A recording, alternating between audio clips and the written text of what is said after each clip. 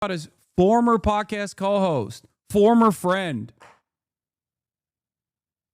because he had to prove something.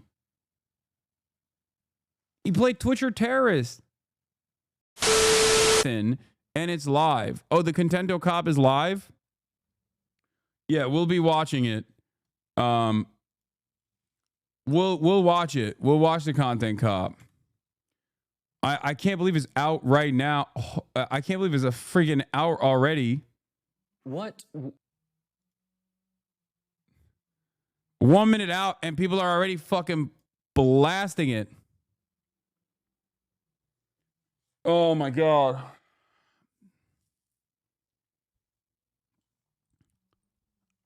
Damn, lost a bet. Thought it would be on himself.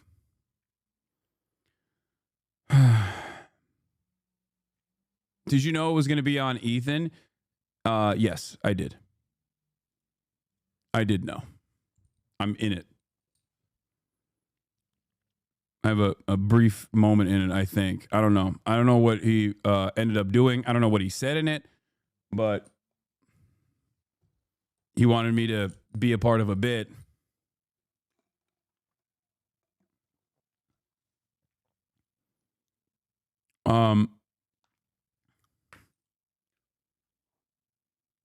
I'm gonna go watch it. Good luck with the stream. No, I guess it's an hour long. I guess we'll do the content, the Content Cop. Keeping secrets from us? Yeah, it's not my story to tell.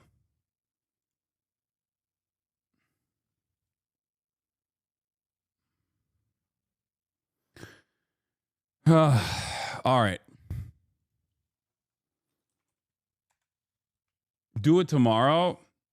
If you think that this community will allow me to cover the news right now and not this, you are out of your mind. It's only an hour long. We'll take a look at it, and then we'll get back to the news. After the Abrigo Garcia, this is like when you see a TV rolling into the classroom. Almost all the stock gains since before the terrorist pause have been wiped out today.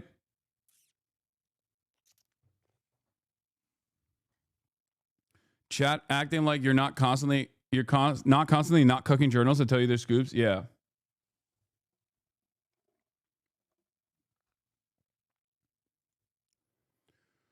I actually don't know what he did in this at all.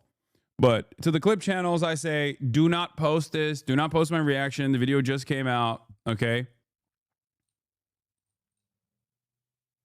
And I might actually post my reaction. So.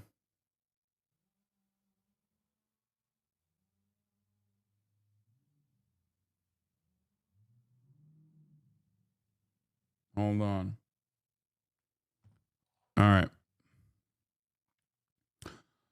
All right. All right.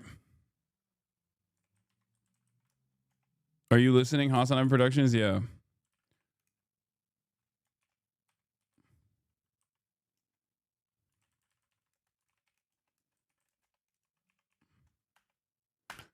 Okay, watch the new iDubbbz Content Cop now.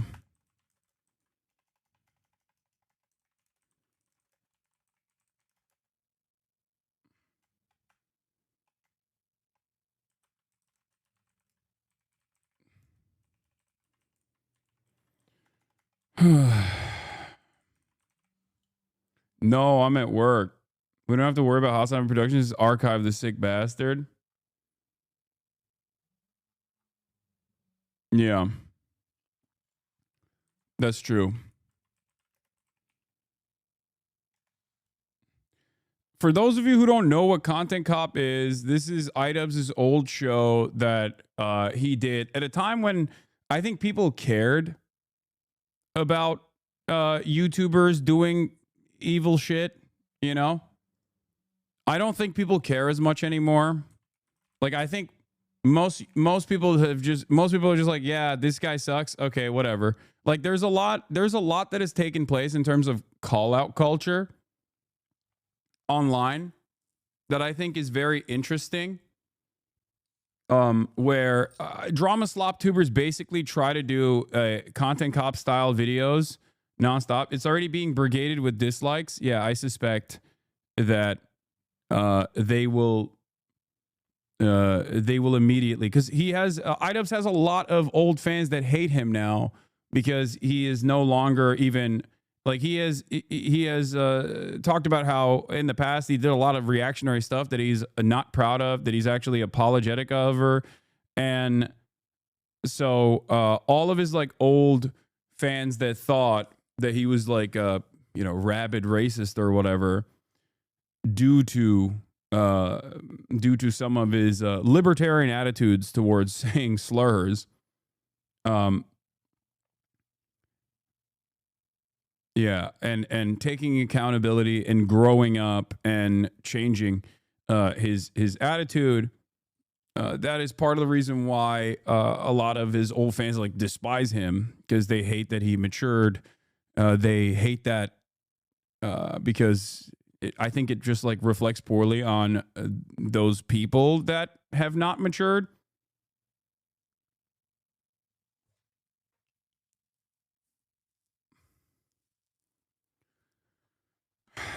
But having said that, is this video a recession indicator? Everything is a recession indicator. Calling things recession indicators is a recession indicator. Yeah, he matured, he grew from his old ways, and I think a lot of people were I think a lot of people got mad about that. And so there's already a lot of haters waiting, salivating to just undermine anything he does now, unless he goes back to his old ways and being a right-wing reactionary.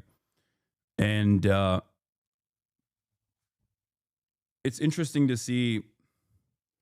I mean, that's going to be like one of the things that people get mad at him over.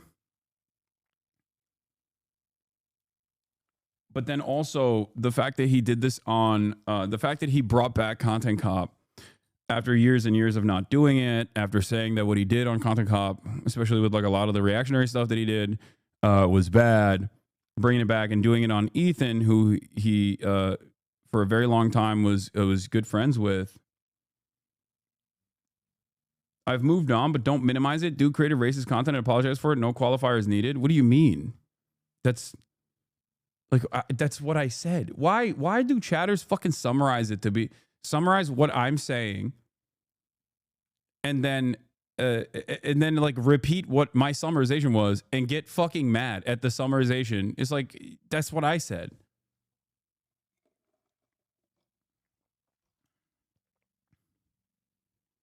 Anyway, let's continue. Let's watch. Peach is surprisingly dangerous.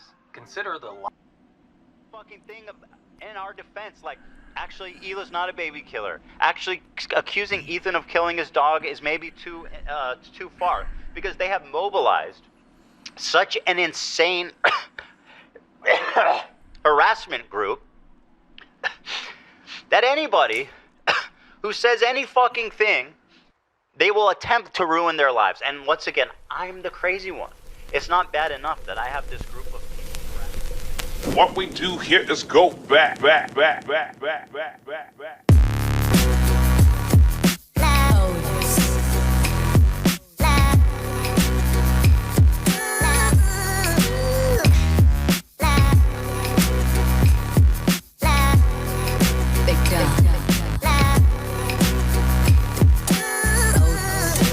It's so interesting that like this is probably nostalgic for so many people in this audience who probably were major iDubbbz fans and possibly even Ben Shapiro fans at that time, and now have become fans of mine. But I never really watched any Content Cops. Like I kind of knew about it because everybody knew about it, and I'm sorry for pausing it immediately. But like for me, I don't even get the fucking nostalgia aspect that you guys have. So it's just like such a strange phenomena. I was in high school. I'm a teacher now. That's crazy.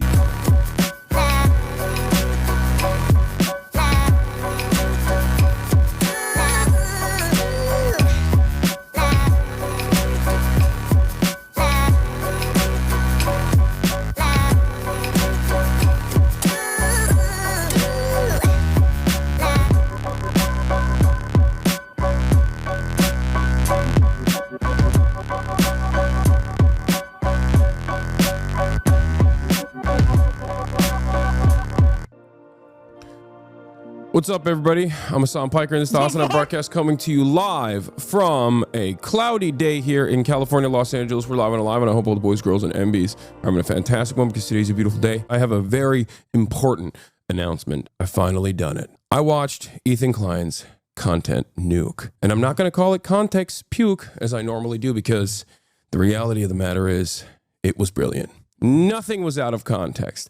Everything was correct. I am an Islamist, fundamentalist, radical terrorist. I am a vicious anti-Semite. It's true. Most importantly, Ethan is more attractive than me, both physically and also mentally. I've been lying about everything, including my glasses. They're fake. He was right about that. That's not even in the Content Nuke. And he was right about that too. How did he know everything? How? Wake up, Ethan. Wake up, Ethan. Ethan, wake up. Wakey, wakey, Ethan. Wake up, Ethan. Wake up. Time to be awake, Ethan. Wake up, Ethan. This is no longer a dream. This is a nightmare. Wake up. Ethan, the dumb bitch is telling you to wake up. Wake up. Ethan, wake up. Wake up, Ethan. Ethan, wake up. Wake up. Since anyone? Just wake up. Wake up. Wake up. Wake up. Wake up, Ethan. I'm not going to do a react content yet, chat. I'm the same kid. Nobody's telling you to wake up, Ethan. Ooh, yummy. I love Sabra hummus. Wake up, Ethan. Wake up. Ethan. Wake up, Ethan. Wake up. Wake up, Ethan. Just wake up.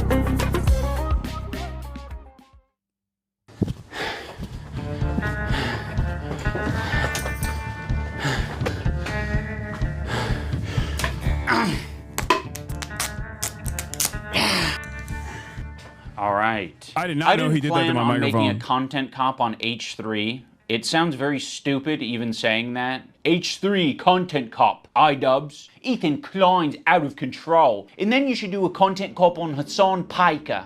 Content cop on Sargon of Akkad. If I would imagine this in 2016, I would have been like, oh yeah, if I ever do that, it's gotta be because I lose the plot. Well, it turns out it's not me losing the plot, it's Ethan. He's the one who fucking attacked first. My good fucking friends who I stood by after all these fucking years can't find a spine to speak up. So go fuck yourself. I agree.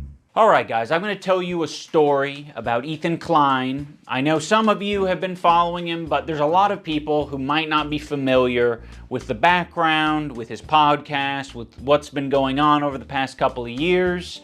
So Ethan, as you know, is a content creator who has a podcast where he says all sorts of outrageous stuff. Sometimes it's fun, sometimes it's fucked up. He's had shows with all sorts of different controversial characters. He's had a show with Trisha Paytas. He's had a show with Hasan Piker. In doing so, he's gathered a ton of different audiences. Now in his podcast, He's crashing out Maybe. live. I just expected Also, I'm better. sure this is all going to get clipped, and I love that I'm looking like this for all this. At least I don't have black hair. I am not going to watch this. All right, we're with watching the Hasan content cop. leftovers, they would mostly talk Well, I about just thought surface it's level, whatever, progressive shit and make fun of right-wingers. And you're telling me he didn't flick their dick once at least? Oh, that's 100 shavers. You trans women. I say, oh no! And it was mostly that until they actually had to reckon with a very serious topic. I would say that Hasan was very well equipped to talk about that topic. Palestinian people living in the West Bank are subject to these horrific conditions, horrific living conditions by the state of Israel, America's greatest ally and the only democracy in the Middle East, if you ask Republicans and even liberals. Well, the dance he invented was so kick-ass. Israeli settlers are trying to evict Palestinian families in occupied East Jerusalem. The United Nations says that may be a war crime. It literally is. I was just eating the toppings, and the pizza looked like a burn victim. It was all disgusting. I don't know if you can make that joke in 2021. Why? It's insensitive to burn victims. I think it's a good analogy. It's a powerful image. Ethan was not prepared for this. Ethan, the whole time, is more of the goof guy. And that's fine, you know, we don't expect Ethan to be an expert on the topic. Ethan was obviously caught in this tricky situation where he is extremely sympathetic to the Israeli cause and what's happening to them. His wife's Israeli. She served in the IDF. He obviously likes the state of Israel. On the other hand, he's just got done capturing a massive progressive audience who are very politically savvy. They follow Hasan. Hasan is strictly a political streamer, so this is something they're very keyed into. So when they see Ethan say things that are just like not accurate and it's just propaganda, they're gonna call it out. From the river to the sea essentially means the state of Israel is going bye-bye. So this massive progressive audience that Ethan has, adopted over the years, they're becoming increasingly critical of his position because now he's talking about it not on Leftovers, he's now talking about it on his podcast. What I want to do is show you guys how I see Israel, because you don't see that. When you listen to Hasan and you hear all these fucking mega lefties talking about it like it's some super racist, crazy, like Jim Crow style of society. Like, I can't wait to show you guys. The other day, BB fired a really good guy that a lot of people are pissed about. So Ethan is having this back and forth with his liberal audience, leftist people online, progressive content creators, Hasan, all of these different people. He's finding new people every day, basically, to get in fights with. Of all people, this guy, Matt Lieb, Frogan and Denims and all these dipshits, and everybody thinks this guy's awesome, apparently. Even though he looks like Millhouse, fucking dork. Denims, by the way, was the real villain of the video. Evil, hateful fucking... And I'll say it and I'll double down on it. And people... Oh, no? No, did I not go there? And it's all culminated, at least for my story, in Ethan burning bridges with people until he burned the bridge with me. Since Ethan and Hasan's falling out, I've been keeping to myself mostly. I don't have many nice things to say. Maybe if Ethan's able to get some help, maybe if he stops harassing other creators, maybe if he does these things, eventually he'll find peace and we can rekindle our friendship. So that's been my approach. I've occasionally thrown a joke Ethan's way in the form of HasanPiker versus Ethan Klein for boxing. I like iDubbbz. He's a good guy, but I don't like this stupid. It's not a fucking petty beef. It's like, this guy is evil and he's doing anti-Semitism. And also he's way out of my weight class. He didn't like that, but fucking sometimes you gotta just throw something out there. That's crazy that he just drops that I'm evil and I'm doing anti-Semitism, that it's not a petty beef. Crazy. What a crazy statement, dude. I used to work with this video editor named Froggy Tonic. I discovered him because he was in the circles online that I was in. And one of those circles is an H3 fan. He watched Ethan's content, he liked Ethan's content, until he didn't like Ethan's content. There would be an occasional Froggy tweet where I'd be like, I agree with that, I'm not gonna endorse it, I'm not gonna retweet it or like it, but fair enough. I guess I just missed, my old friend. Some wings are too bird feathered colored. Now that brings us to February 28th of this year. Now, my former editor of a year and a half ago did say some truly mean shit. He called Hila the C word. He said they're trying to kill their dog with cheddar cheese and a bunch of other shit, I'm sure. Ethan, at some point, discovers that iDubbbz's former editor says this horrendous shit about him and Hila. But no one's asking the question, where does Ethan get this information from? You see, it would be very obviously a problem if Ethan was discovering this content by scrolling through Twitter looking for something to upset himself with. He has maybe set it up in such a way where his employees feel the need to send him this information. And that would be horrible. They shouldn't be doing that. They should be sending you things that are entertaining for your show that don't fucking trigger the hell out of you. Why is there so much work being put into discovering this guy on Twitter who's barely getting any interactions, linking him to me and posting on the Reddit, when there's no work being put into who the fuck is the person on the Reddit who's posting this in the first place? If you do a little bit of research, it seems like it's an account whose intention is to make Ethan crash out. One of the users on the Snark Reddit points this out. They're like, I've seen this account before. This account has scraped its history and it's now trying to make Ethan burn bridges. This is within Ethan's own community. Like, this is the thing that he needs to be critical of. It's not me. So yes, I am willing to admit that my former editor was being very nasty, uncharitable, and fucked up towards Ethan and Hila on Twitter. But Ethan and Hila are doing the same shit on their podcast. So I don't want to fucking hear it. Terrorist supporter. The CEO of Twitch. Pedophile. Now I'm going to watch and respond to the 2 podcast streams where Ethan and Hila call us spineless cowards. Anyway, this guy was saying shit like that Hila's a Nazi, that she kills kids, that she went on like, she's a IDF baby killer, all this types of shit. And that's showing up right up on us Nisa's and iDubbbz's feed.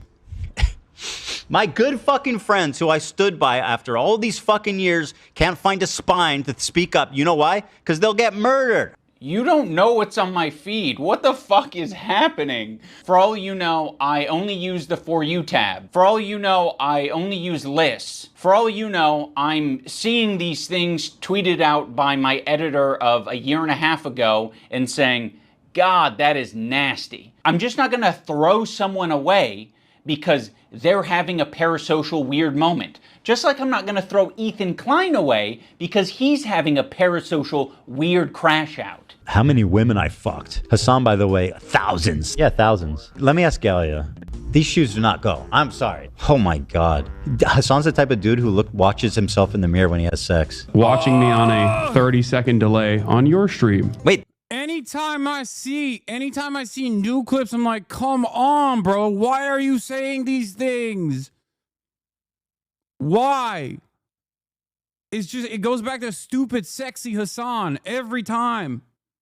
It's so strange. It's a strange thing to do. That's what wait, how does he know I'm watching already? Because you've been talking about it for the last 5 minutes. It's not a fucking petty beef. It's like, this guy is evil and he's doing anti-Semitism. These shoes do not go. I'm sorry. There are many people, I'm sure, who have unfollowed you for the things that you have said and done. And I'm sure there are even more people who have stayed following you because they don't want to throw the baby out with the bathwater. They don't want to throw someone away because they've had some hard moments. We're all fucking human. My good fucking friends who I stood by after all these fucking years can't find a spine to speak up. You know why? Because they'll get murdered. And what you're saying to me is that I'm a bad friend and I'm a piece of shit. I'm spineless. I'm cowardly because I am following someone on Twitter. Because they have mobilized such an insane harassment group. It's not bad enough that I have this group of people harassing me and everyone in my life. It's that people outside of this group, journalists, creators, are actively participating in this gaslighting to make it seem like I'm fucking crazy. Dude, this is... I don't think I'd seen him go the distance on this stuff, but like that's crazy, man. That's how does no one around you go, dude, what do you mean journalists are like actively gaslighting you? Holy fuck. It is truly a historic crash out in the sense that it's ironic because like he used to make fun of Tim Pool. Tim Pool has that famous clip where he's like, nobody wants to date me. Is it my fault? No. It's everybody else's fault. And he used to fucking joke about that all the time. He used to use that all the time to make fun of Tim Pool. How does he not see that this is literally that? The fact that the crew hasn't done anything is borderline negligent. I don't think the crew can do anything, dude. That's what I'm like. I don't think they can talk to him at this point. I mean, I don't know what he's getting at here. Like, yeah, people are gaslighting you. A lot of people gaslit me when I apologized. That was actually like the #1 type of harassment I got, was people gaslighting me and taking my newfound woke ideology to its extreme. I've probably done and stood by iDubbbz and Anissa more than anybody. I've stood by them when all the internet hated them. I don't like that Ethan brought this up because it makes the relationship feel very transactional. Like, you know, we're just meant to support each other online despite our own personal morals or principles. But I'll say this, I don't think they're fucking any friends of mine. And certainly I don't think they're any fucking friends of mine based on the text conversation I had with them too before I even talked about it. So I have nothing. Like, I don't need any fucking halfway friends, man. I thought the text conversation that I had with him was very empathetic. I basically just said, like, I know you and Hila are experiencing a ton of harassment, and I essentially empathize with that, and I think there's something positive to get out of the conversation. But he refused to talk on the phone unless I was willing to publicly say something about my former editor and denims. As much as you don't want halfway friends, I also don't want that kind of halfway friend. I don't want someone who's going to give me like an ultimatum to have a conversation. Could you not say something when this is like, imagine like one of you guys is like, Hassan actually wants to go to Gaza so he can strangle Israeli babies or some shit like that. I'd be like, you imagine me not saying something. You're trying to make a one-to-one comparison where there isn't one. This guy that I follow on Twitter is not in the same relationship as you and one of your current employees who is streaming with you 3 days a week, 3 hours a day for the past 10 years. At one point during the stream, Ethan and Hila bring up Adam McIntyre. Now, Adam does basically the same thing as my former editor. He's critical of Ethan and Hila, and he is sometimes uncharitable and nasty towards them. Adam McIntyre needs to just like disappear. That guy is a piece of shit, like of the lowest order. I never even stood by him when he talked bad about Trisha having a kid and called him like the spawn of Satan. He was supposedly on our side. I would never even co-sign that. I was disgusted by that statement too. I remember when he called her kid the spawn of Satan. I never said anything and like I was that. supposed to be like cheering on, but I wasn't going to cheer that on. That's disgusting. Why do we forget that he called her children, which is something we would never do, the spawn of Satan? It's disgusting. And a piece of shit of a human. It's just incredible who ends up being the good guys in this story. You know, it's really something. Unfortunately, they never made a statement. They never said that they disagree with his statements about Trisha's baby until it's useful. Like, what is it, 3 years later? Like, I mean, you're talking about it like you were aware of it at the time and that there was some amount of pressure or enthusiasm for you to get down with that. And what it sounds like to me is that you did see it at the time and you were like, ooh, I don't like that. And you didn't endorse it and you didn't fuck with it. Huh. It's almost like that is a fucking identical situation to me. It's just incredible who ends up being the good guys in this story. You know, it's really something. So yeah, the reason I'm bringing this up is because they're trying to like paint themselves as the good guys. And they're saying like, yeah, we strongly disavow things that are said, even about our enemies. We are the most immoral people on the internet. Unlike Ian and Anissa, who are fucking keeping to themselves. Also, why the fuck does Olivia get the pass? What a fucking asshole for putting you in that position, Olivia. You're friends with him. And you don't have to say anything, but like, what a fucking piece of shit. What a bad friend to put you in that position just for some fucking clout. It gets people angry at you, like, oh, how can she be friends with him? Which is total bullshit, okay? Olivia did not do anything. And I want the pass. Do I have to be an employee to get that treatment? Because then you'll just see me as an ally? Or is it because Ethan is afraid of wrongful termination accusations and lawsuits? And also, I don't mind putting my friend Olivia, who's apparently my real friend, in a terribly weird, fucking uncomfortable situation where you end up getting hate for no reason. Also, don't frame it as like other people making it hard on Olivia. You're making it hard on all of these people. Please acknowledge your role in this whole fucking thing. It's true. Like, it's crazy how warm Ethan is to Olivia and saying how Olivia is essentially just a victim in this whole thing. It gets people angry at you, like, oh, how can she be friends with him? Which is total bullshit. But me and Anissa are spineless. Ethan, your whole system is scrambled. My intention isn't to throw the employees under the bus. Like, you guys serve as the fucking foundation for calling out Ethan's hypocrisy on the whole subject. And I know that you guys have probably pushed back against Ethan over the years. How often are you supposed to do that? Do you have to do that every fucking week? It kind of seems like it. And that's exhausting. I don't want to confront my boss. It's not my fucking job to confront my boss and say, today's segment on rapists and pedophiles on Twitch was not my favorite segment to be a part of. Yeah, friends like these. Oh, yeah. And our other good friends. Yeah. Anissa and Ian. Thanks, Anissa, for standing up for your girl.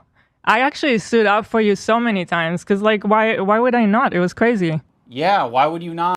This also doesn't make any sense because, like, I actively avoided talking about Ethan for a year when he apparently was doing a bunch of this stuff about, he was apparently having not the best takes about Israel as Israel was pummeling Gaza. And people kept bringing it up. And I was like, I don't care about what Ethan has to say. I defended him over and over again. I don't expect anything transactional out of this. But it's crazy that, like, for me, I cared more about the issue at hand and not necessarily the drama amongst content creators. So there's an entire compilation out there somewhere. I think it's like 8 minutes, sorry, over the past 16 months, the first like post leftovers year from November 2023 all the way to November 2024, pretty much, where I'm like, I don't care. Remember, Ethan is not your enemy. Ethan is not pro-Israel, because I thought that he wasn't. Like, I thought that he was maybe internally conflicted to a certain degree, given his proximity to Israel.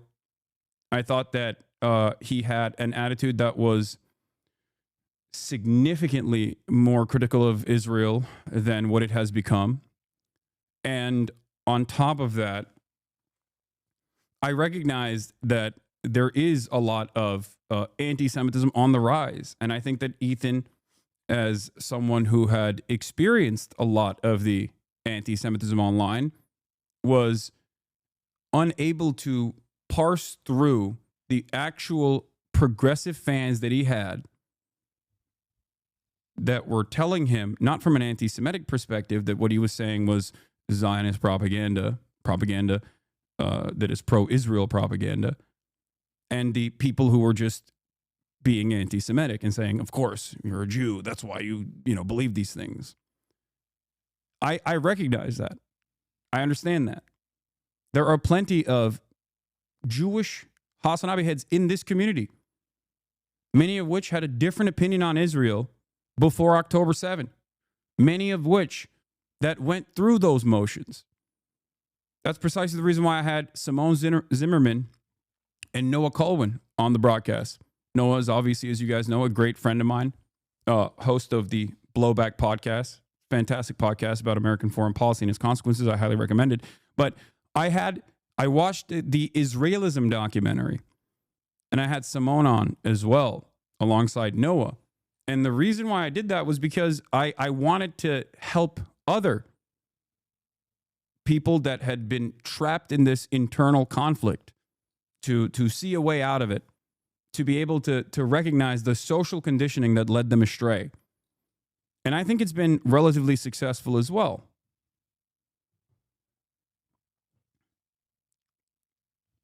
And yet, after all of that, what did I get? Over and over again, just smears, collaborating as Ian showed here, collaborating with a community that has fucking haunted my ass and has tried to turn me into a lolcow, knowing full well what kind of harassment I withstood from the sex pestiny community. He went around and he got clips from them to prove a point to his audience that no, Ethan and his statements on Israel wasn't the reason why progressive fans were leaving him behind and calling him a Zionist. It was actually me. I had brainwashed his progressive fan base. I had brainwashed them with my, I guess, stupid, sexy Hassan ways, that I was a truly evil person and a secret anti-Semite. Fucking insane. I mean, if that's truly what you believed and you weren't just going to use it later. Of course I was going to stand by you. That's insane. It's absolutely insane and disgusting. But now you choose to hang out with people that would have a problem with you if you defended me. I'm not going to assume that Hila knows, but I'll say it for anyone who doesn't know. Anissa is half Lebanese and half Irish. For anyone unfamiliar, the Irish have been on the receiving end of a lot of oppression and genocide. On the part of the Lebanese, they've received a lot of oppression and attacks from the IDF. So Anissa is very well familiar with the propaganda and the shit coming out of Israel. Choosing now, out of all the times, to be like, please defend me. No, we're not gonna fucking defend you. Rudy was saying that Palestinians are taught at 2 years old to kill Americans. Do we have that I one? mean, Like, just the other day, BB fired a really good guy that a lot of people are pissed about. He looked mean. I thought he was mean just because he looked mean. No, it's not. So yes, you caught us. We're not gonna run to your defense when, I don't know, we follow people.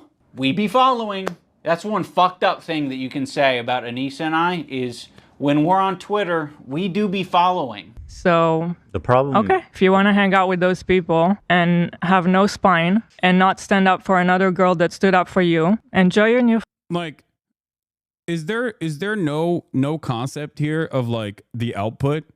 Is that not even remotely important or interesting to the subject matter? It's just something that I don't understand at all, where they're like, oh, everything that we say about Israel is just, you know, you can't have any difference in opinion on it, because if you do, then you're anti-Semitic, most likely. You're doing it in an anti-Semitic fashion. Like, this is the major point of contention.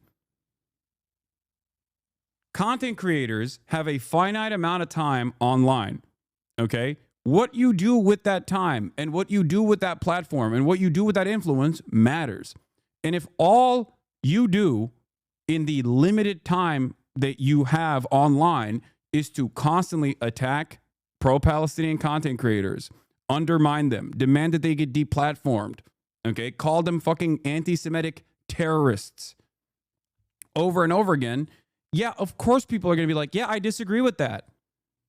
I totally disagree with that, especially when the backdrop of this conversation, when we are all living in profoundly privileged conditions here in the fucking Western world, in the United States of America, in West Hollywood or Bel Air, right? Like, we are incredibly privileged. And this entire conversation revolves around like your own personal feelings about how people don't agree with you. Like, it's just unimaginably selfish. It's so goddamn self-centered. It does not make any sense, especially when the backdrop of this is a live-streamed, endless sequence of child murder. So much so that Ethan made it such a joke that he would just be like, oh, there's a genocide happening. How can you do this? There's a genocide happening. Like that, it became a punchline for him. He started referring to Israel's genocide as nothing but a punchline. The genocide card, he said. The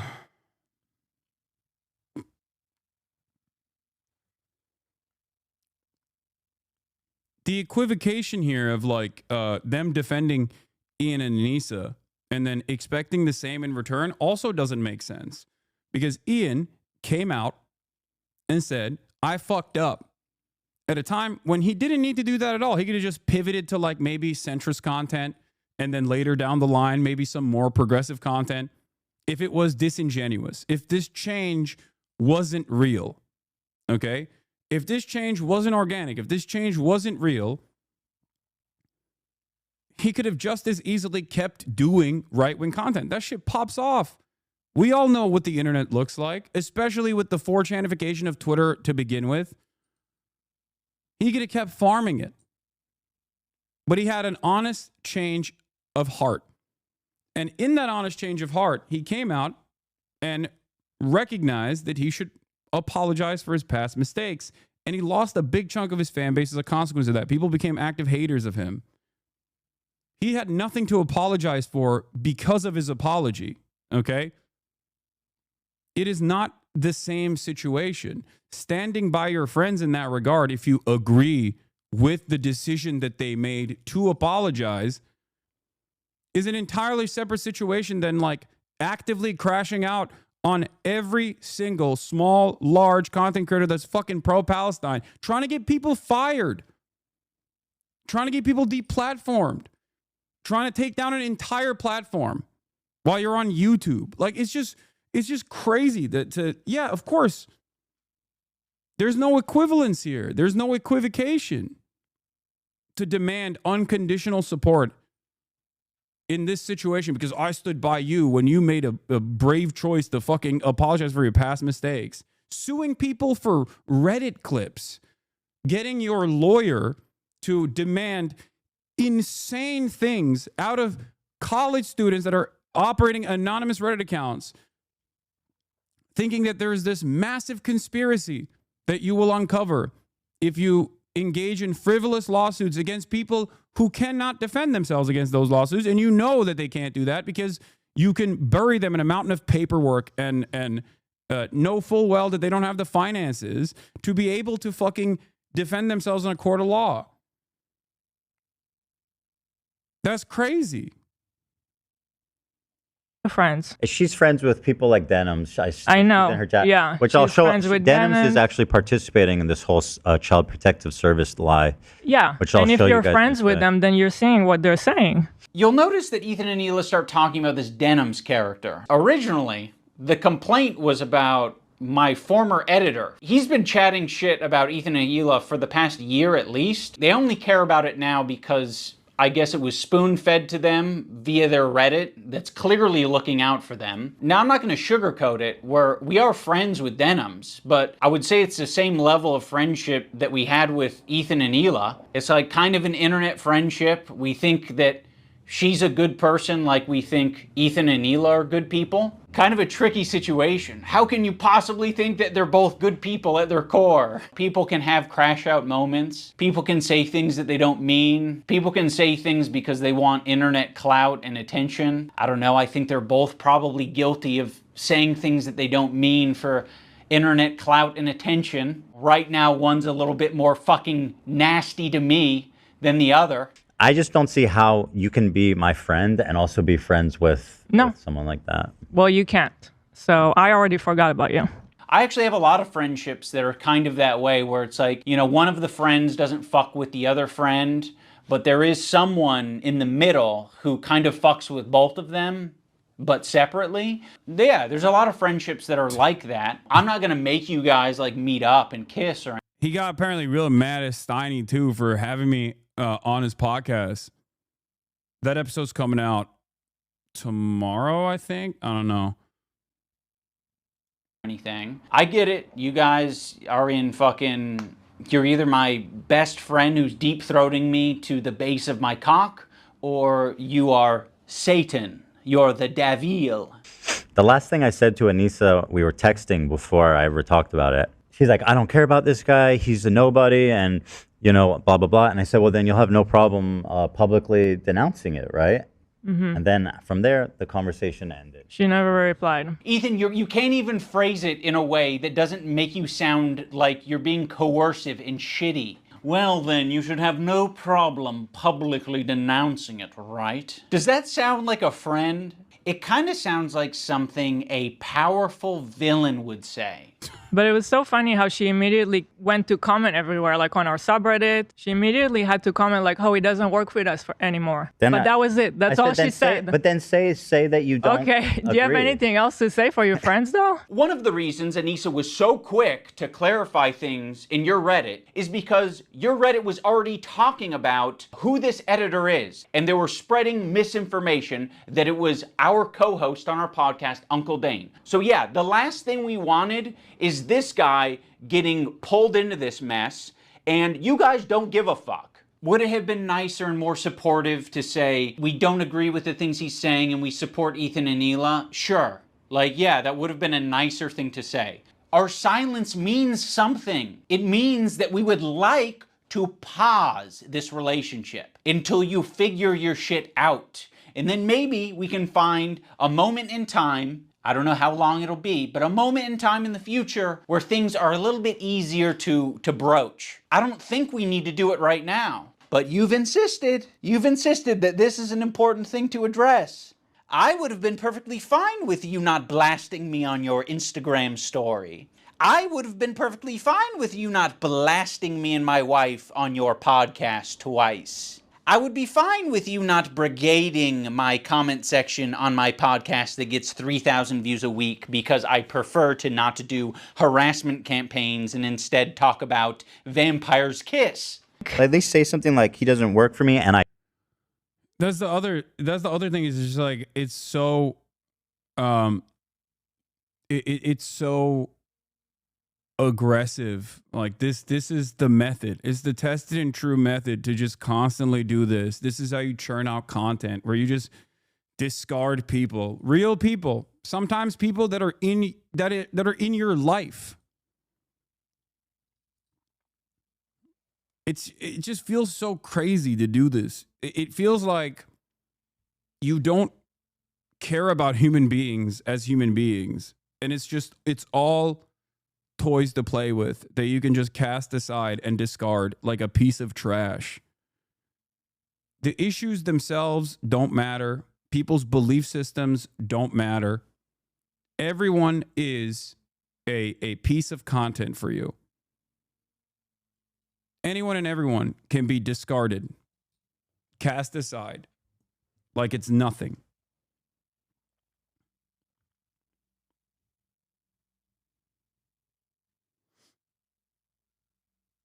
I strongly disagree, and I support Ethan and Hila. The problem is that makes me think of your behavior since you started being a Twitch streamer. Yeah, I famously did this all the time, over and over again, and don't famously hold on to relationships with people who are literally doing that to me, regardless of how vicious they might be, with the hopes that I can change their minds, while my audience fucking yells at me and consistently tells me that I am a loser who doesn't care about real politics, but instead wants to defend his rich streamer friends. Like, what are we talking about?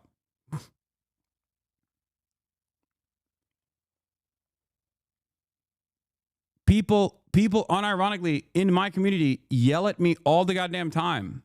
And the people that I started this stuff with, including my fucking best friend in the real world, okay, that I brought onto Twitch, Will Neff, whose girlfriend, Caroline, I've also known for almost a fucking decade, are now content creators that have their own communities on top of everything else. But besides that, like Austin, who I have a podcast with, like these are the people who I started this journey with. And our friendship has only grown throughout these years.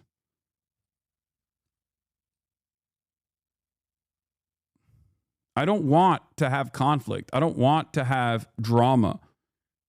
Drama, while it's great for clicks, right? It's fucking awesome for clicks. It's awesome for the algorithm.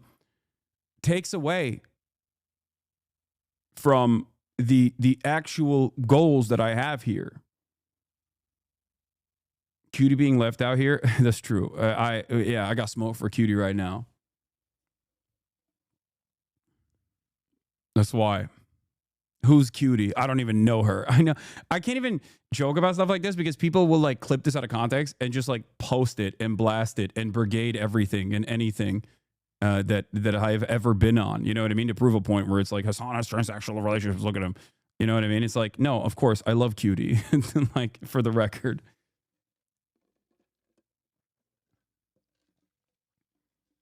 I did this with Aiden Ross until it was impossible to salvage. I did this with XQC until it was impossible to salvage. There's a reason why, outside of like classic quote unquote villains, okay, online, there's a reason why you won't hear this kind of attitude from many other content creators. And it's not because I have them under a web of lies and gaslighting and fucking, you know, mind control or whatever the fuck Ethan might suggest. That's not the reason. It's because I try to keep to myself. I did it with Nick Merckx. I try to talk to Nick Merckx directly when I saw him going down this right-wing path. Notice how there's one thing that is the most consequential aspect to all these stories is their politics. Okay? It's their politics, first and foremost.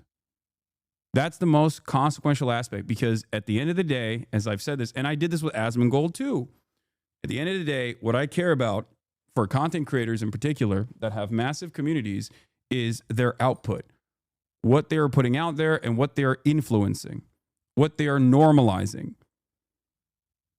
And even with Ethan, I didn't care about any of the shit that he was saying. But the reason why I obviously started talking about it was because after a year of sneak disses and smears and whatnot,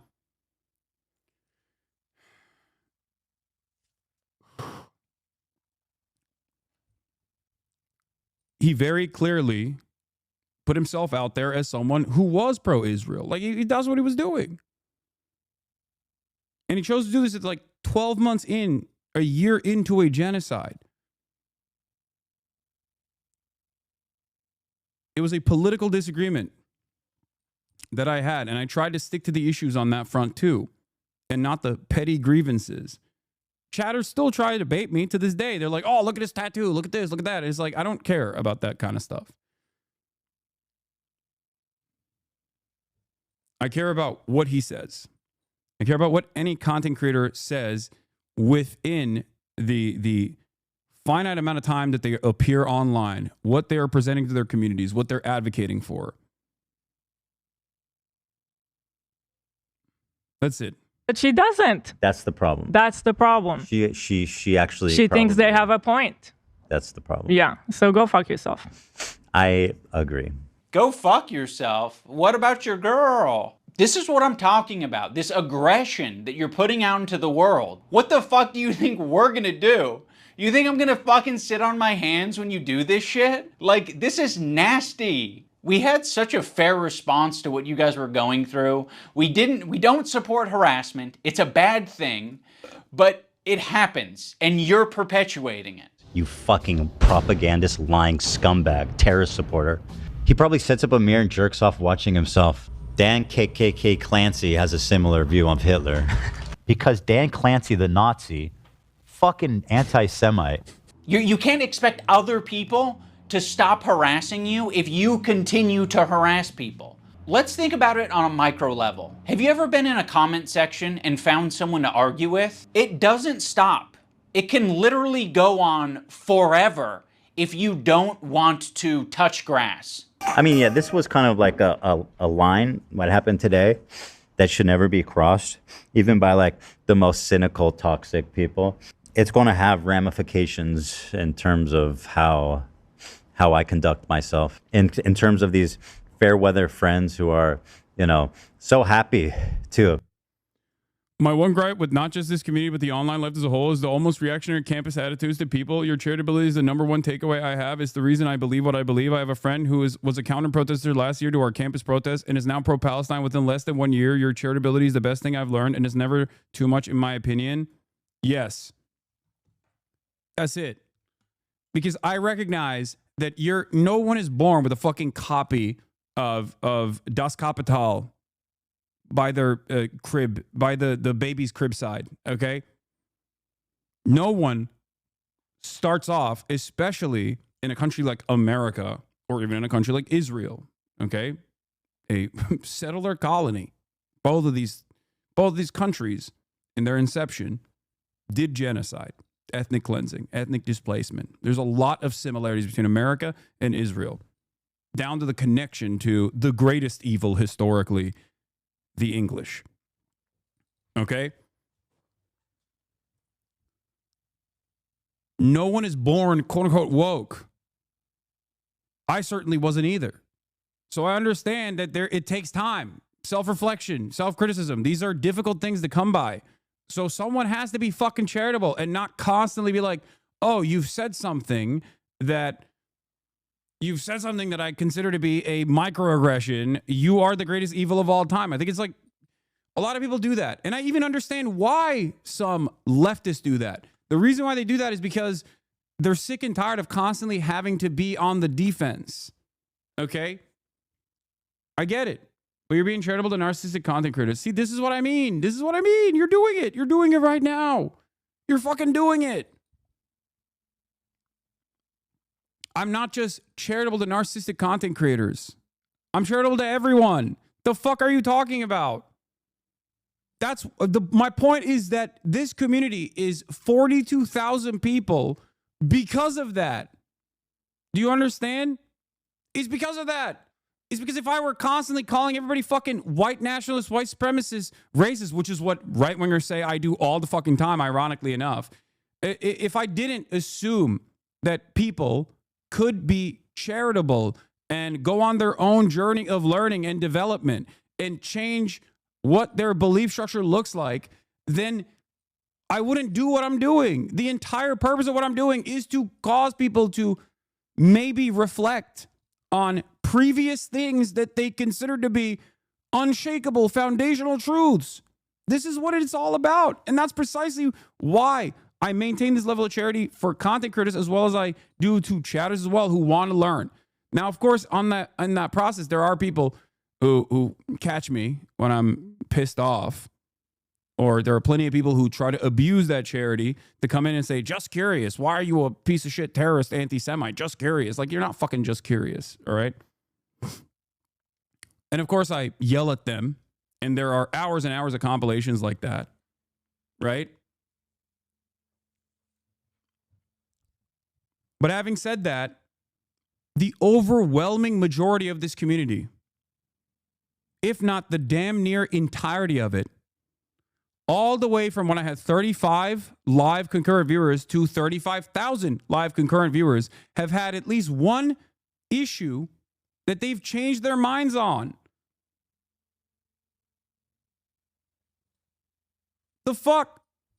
Half of you motherfuckers that are yelling at me for not being for being far too charitable don't realize that there was a point in time when if you had spoken out about a thing that you had firmly held convictions on, you would wish that I'd be charitable to you as well.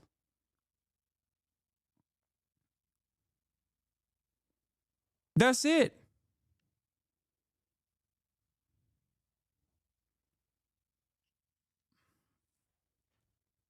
That, I think, is my superpower in general.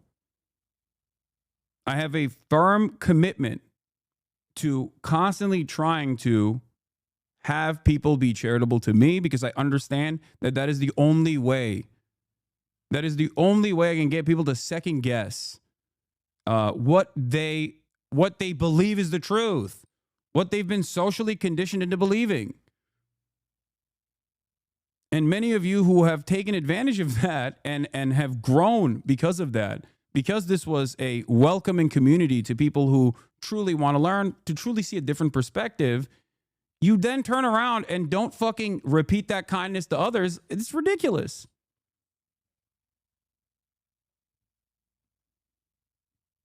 That's it.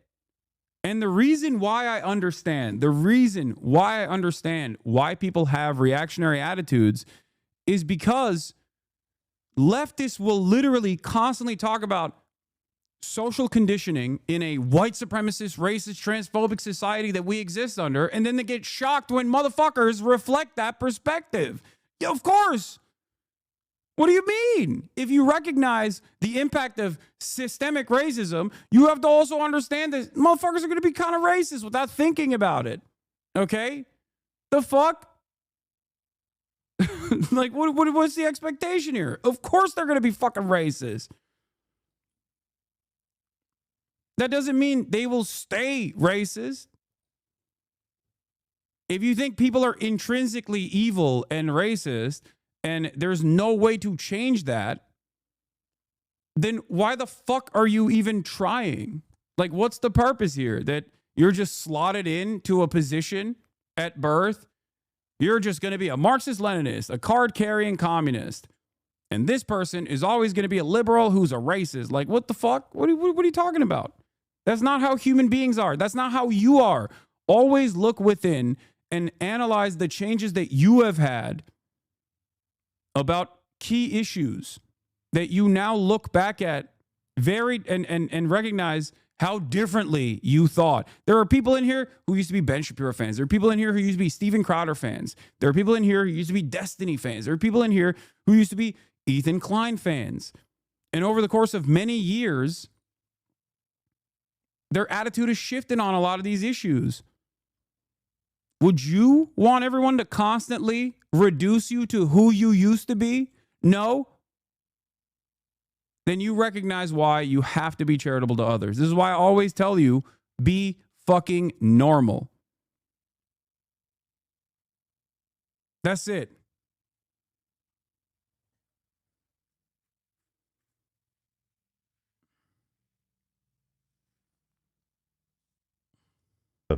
Be friends as long as they're getting something out of it. Ethan, that is a rich thing to say. Like you're the H3 podcast, okay? There's a lot of friends of the show. There's even more fair weather friends of the show. Let's not get into this shit, okay? That is so bizarre and insulting to suggest that I was only ever being friends with you to get something out of it. No, I'm friendly with you, and I'd say I'm a light friend because it's been pleasant hanging out with you. I've enjoyed your content over the years, and as of late, it's gotten really fucking shitty. Yeah, so go fuck yourself. I agree. Who else? Who else do we want to burn today? Who else do we want to burn today? You're making it so fucking obvious that this is your emotional dumping ground. It's horrible. This is not what podcasts are. There was a way to approach this to say like, yeah, we feel hurt by you guys not saying something. You've decided to do the extra thing and attack. Now, in fairness, I am attacking back, but I feel very insulted and I feel defensive and I feel like I am speaking up for a lot of people who have problems with you and a lot of people who have been on the receiving end of your harassment. It's so easy to be anti-racist. Everybody's anti-racist. Racism is the worst thing in the world, right? We fucking hate racists. Fuck racists. Microaggressions. The minute that they actually have to stick their neck out for somebody, the minute they have to actually risk. This is also the other problem. Is like, although I dislike you, Hasan, I absolutely do agree on your point that what Ethan Klein is an absolute muppet. What the fuck? Listen to me. Okay, listen to me. Saying that you are defending Israel after 16 months of genocide, and that is a byproduct of Zionist ideology, which is a fascist ideology, is not anti-Semitic. You cannot, like, there's a difference between people that fucking yell about me all the goddamn time and people who compare me to Osama bin Laden. One is Islamophobic, and there's not really much I could do about it. Who gives a fuck, right? I mean, we live in the post 9/11 universe. It is what it is, right? The other is people hating me for a multitude of different reasons. If I were to constantly fucking run around and be like, oh, you guys are being Islamophobic, you guys are being Islamophobic. When people go, Hasan, you have a Porsche. You've leased a Porsche while you're a socialist. What the fuck is wrong with you? And I was like, that's Islamophobic. People would laugh at me. At least categorize why people have their disagreements with you. You know what I mean? Try to figure out exactly what this is. It's not always about anti-Semitism. You know what I mean? Yes, I fucking leased a Porsche, goddammit. Ironically enough, he went and bought the same Porsche after, and now he fucking runs around talking about Hasan as a wealthy hypocrite socialist. Something to put themselves in under scrutiny, to sacrifice something personally to stand up for racism, then all of a sudden it's like, hey, I don't want to get involved. And that's drama. How much do you care? I don't do drama. How much Sorry. do you actually care? Isn't that the whole point? Like, I realize that Ethan and Hila are more scared now than they've probably ever been.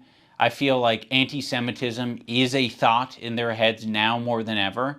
And it's not completely unjustified to be thinking about that sometimes. You guys are just hurt and you're kind of like dancing around and making very like loose, poorly thought out analogies for something that doesn't even apply to us. It's like me making this video is the standing up for something and it's saying, fuck you, you guys are being bad. You know, I don't think you're bad people, but you're being bad. You're behaving poorly. You're hurting people. I mean, go back to the civil rights. You think that the people who are like the white kids who are protesting with the black students, you think that they were just like... Yeah, this is a civil rights violation. If you don't defend me, a podcaster who fucking constantly chirps about Israel. If you don't defend me, this is a civil rights violation. Not risking anything. Those kids who are marching with the black students and... So in Ethan's analogy, he's the black student and I'm the white student, but I'm the white student that's not, you know, marching by his side. I'm not doing the difficult thing. You're gonna have to march on your own, black student. Marching with the black students and... I mean, why is it inspiring? Why is it inspiring? Well, and it's the What same a fucking laughable thing to compare yourself to. Jesus Christ. thing, to bring it back to Hassan just because, but it kind of is the same thing. Like, I was thinking about going to Gaza until I found out it's dangerous. He's a total performative activist that doesn't give a single fuck about the cause. Ah, it's been performed exquisitely. Harassing one person and seamlessly transitioning into harassing another one. If anyone's been watching for the past fucking year, I'm pretty sure they have a good idea of your feelings about Hasan. Like, people like Anissa are the perfect example because she's friends with these people. She's friends with Denims. Denims is streaming this story about our kid I'll show that, yeah. getting Giarda from the dog, whatever.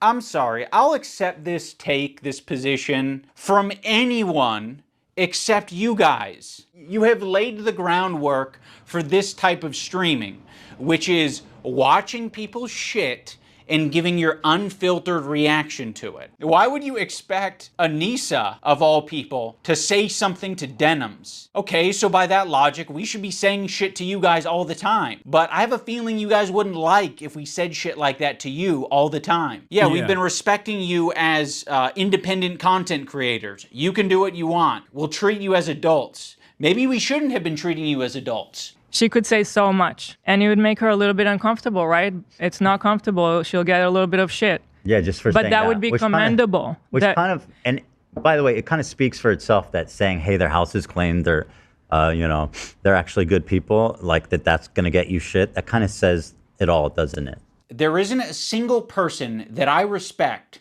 who would give a fuck if I publicly said that Ethan and Hila are great with their kids, Ethan and Hila didn't kill their dog, and Ethan and Hila wipe their asses or don't have giardia or whatever the fucking the prompt is. No one would care. The only person who would care is me, because I'm like, why did I tweet this out? I'm not tweeting out because I'm not your fucking lapdog. That's why I'm not tweeting it out. I'm not saying it to my audience because I don't give a fuck. It's not my business. That's also, like, you can... People disagree with you, Ethan. A lot of people do, as a matter of fact. Not only do they disagree with the way you go about dealing with issues, okay, but also people disagree with your overall fucking sentiment. They disagree with your opinion. And it's not in an anti-Semitic capacity either.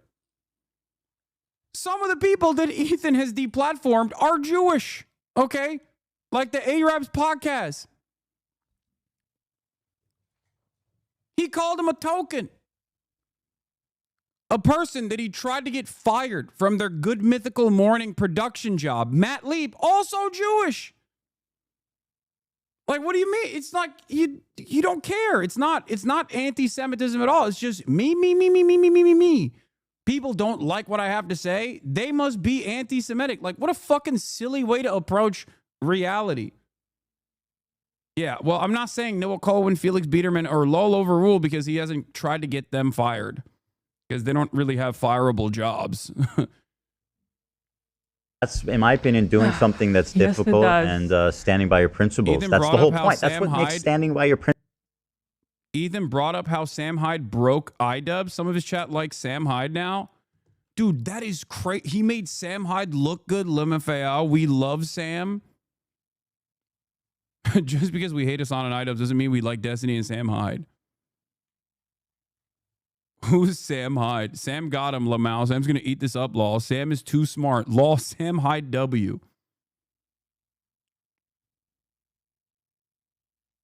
Is wild. Is wild because, like, if there is a real rabid anti-Semite in this equation, it's not me. It's not iDubbbz. It's fucking Sam Hyde. He's literally a pedophile Nazi, okay? Not only is he a straightforward Nazi, he's also a fucking abusive pedophile. And this motherfucker's like, he doesn't have issues with that because like Sam Hyde hasn't said anything about him personally. It's just so simple. It's what you see is what you get. If you criticize Ethan, okay, recently, if you have something to say about Ethan recently, no matter how gentle you might be initially, you're the fucking worst guy, all right? You're the worst guy on the planet. You're the biggest anti-Semite on the planet.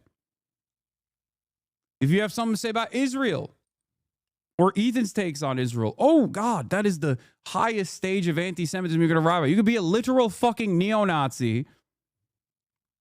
He also said, Sam is an extraordinarily funny guy that inspired me when I was coming up. He's just a little crazy and potentially a Nazi. Yeah, I'm a rabid anti-Semite terrorist. Sam Hyde, who fucking is an out and about Nazi, is potentially a Nazi. What is happening? How can people not see that this motherfucker doesn't give a shit about anti-Semitism at all? What do you mean potential? Principles admirable is that it's not always easy. Why are you saying that I'm not standing up for my principles when you don't even know what they are? I get, like, we're a little bit past directly naming me, so we might have gone off on a tangent.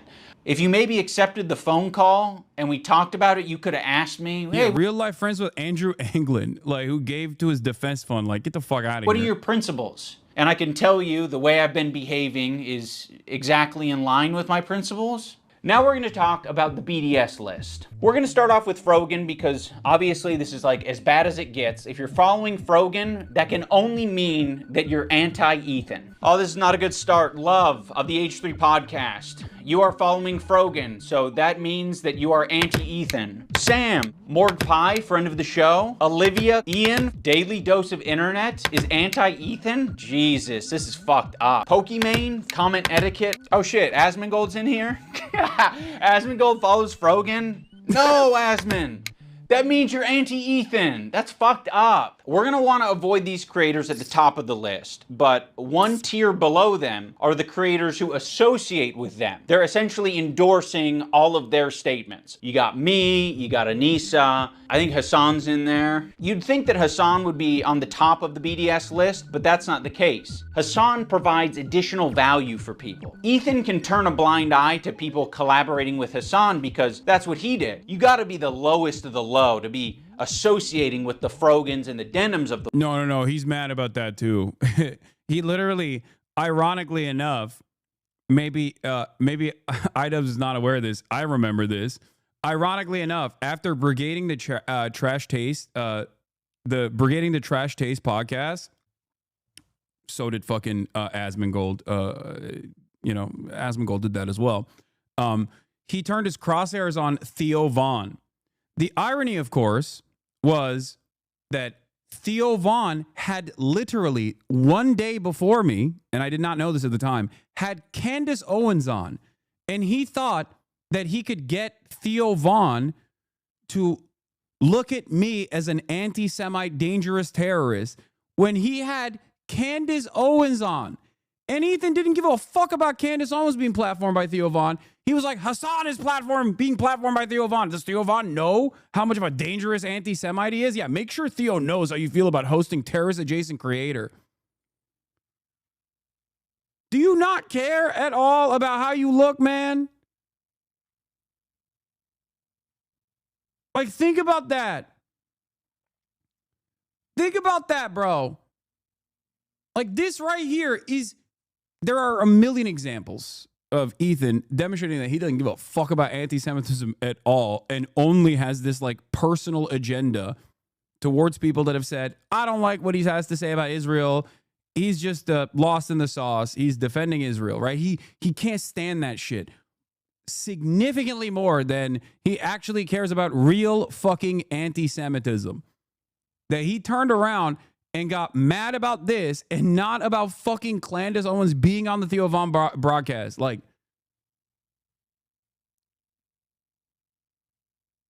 that's crazy. Like, it's so transparent. You don't have to be the smartest Ethan Klein foot soldier to recognize the inherent irony right here. Okay? Also, 1 minute ago. Jesus Christ, dude. Screenshot from 1 minute ago. Holy fuck.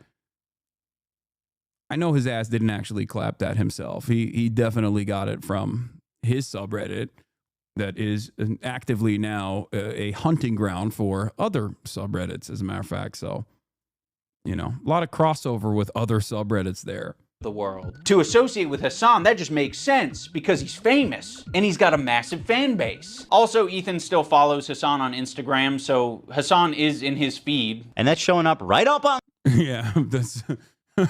I didn't even realize that, but yeah. Us nieces and iDubbbz feed. It's important to remember that this is a living document and people can be removed or put onto it depending on how Ethan's feeling that day. You have this other tier of creators that exist below Hasan but are still anti-Ethan, but Ethan really doesn't want to bring your attention to these ones because it's kind of unpopular, you know? A lot of them are famous. It's no coincidence that Ethan stays silent when these powerful, popular men are supporting Hasan. It's because Ethan is a coward. He's a bitch-made coward. I think Ethan has an unreasonable amount of respect for these comedians because they have power, they're quick, and I think he knows that they don't fuck with his ideology. But he's gonna keep that to himself because the last thing that he wants to discover is that people that he respects and looks up to, they don't fuck with him. Bill Burr came on. It was like the worst fucking show. It was just horrible. That was like my lowest moment on podcast history. We could talk about Bill Burr, ruined my life. Bill Burr made Ethan go on Lexapro. I was prescribed it and it was in my bedside. And then it was the Bill Burr episode that made me finally start. When Stavros goes on Hasan's stream and he mocks your content nuke. I actually saw a really interesting video about you, man, and I don't know that I'm even comfortable being here anymore. Oh, no. It really kind of shed light on you in a way. Yeah. You kind of like have leftist politics and stuff like that, and I actually feel betrayed. Yeah, and so I'm actually just here to let you know this is the last time I'm ever coming. You don't fire back because you're coping. So you're just gonna tuck your tail between your legs and never mention on your podcast that mentions everything. You're bringing up some fucking connection I have on Twitter. Someone mocks you on a stream, you're not touching it. Fuck you, you're a coward. It's just his job. It's just what he does for his job. You know, he doesn't mean it. We're actually good friends. You know, he makes fun of everyone. It's not just me, right? Oh, also, I can't forget about Matt Lieb. Matt Lieb is in this like middle tier. His valuable association is Rhett and Link. So Rhett and Link, conveniently, are also in this category of popular and powerful men who Ethan does not want to burn bridges with. Oh, Chad Felix. Oh, Felix is going to love this one. Oh, no, dude. Felix Mogg. Oh, dude. Maybe Ethan will finally talk about Felix. I know he's been begging for it. He wants this so bad. Oh, yeah. Although he's sniffing around. This guy, Matt Lieb, he works for Good Mythical Morning. Of all people, this guy, Matt Lieb, who apparently is a producer for Good Mythical Morning. Well, this guy works for Good Mythical Morning, acting like he's wholesome, and he's bringing on somebody. Yeah, dude, classic Canary Mission ass behavior, okay? Ooh, someone has said something mean about Israel. That's what Canary Mission does, right? And they're like, well, gotta get him fired. For Ethan, it's not just about Israel, though, obviously. It's more so about his comments about Israel. God forbid anybody makes fun of Ethan. God forbid anybody has a disagreement with Ethan. Holy shit, dude. Time to find out where they work. Get him fired. It's crazy. Yeah, he brought on Boner Box because people were like, hey, Ethan, we're in your fan base. We are pro-Palestine. Who can we watch? Like, this was a demand. People were like, who can we watch that's like a pro-Palestine content creator? And he was like, here, this guy, Mr. Snipe Job himself. that wants to kill my wife or in a video game. And I think he should be fired, frankly. And I hope he is fired. He's pathetic. And he interviewed a fucking, basically a terrorist. I think Ethan only respects power right now, which is one of the reasons I made this video in the first place, is because he thinks I'm weak. He thinks a lot of these other creators that he's gone out of his way to attack, he thinks that they're weak, and he thinks they're a target that he can bully, he can manipulate, he can send lawsuits to. And I want him to know that we're not going to be bullied. You're being a piece of shit and we're going to call you out. So here's the button. You've got a video and you've got an audio. We're hitting both.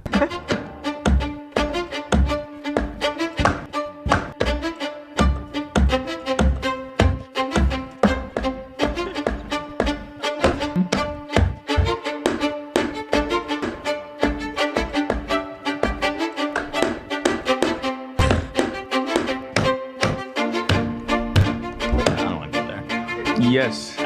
There's no point. Let's leave. Yeah, there's no need. Yeah. I don't want to. But shit. Like, how pathetic are you? Don't worry if you don't have it all now. I don't like pedophile. Like the Eye of Sauron. I see you.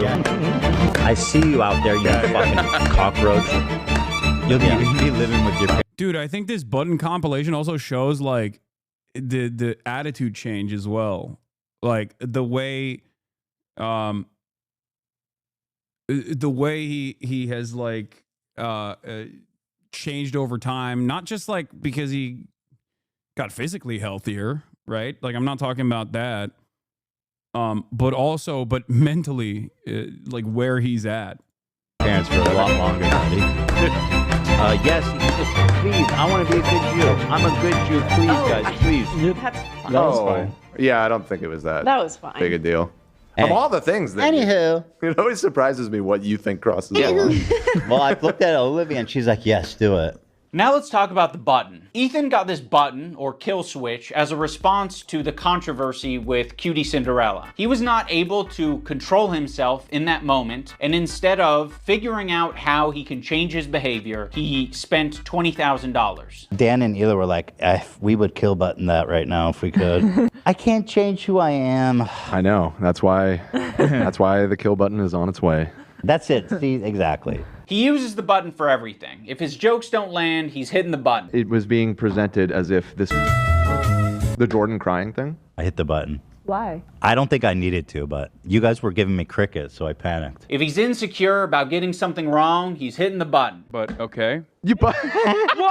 Button for that? What on this frame could Ethan have responded to? Perhaps the country flag that he got wrong? Maybe. I don't know. If he goes on a problematic tirade, he's hitting the button. Before, look how sad.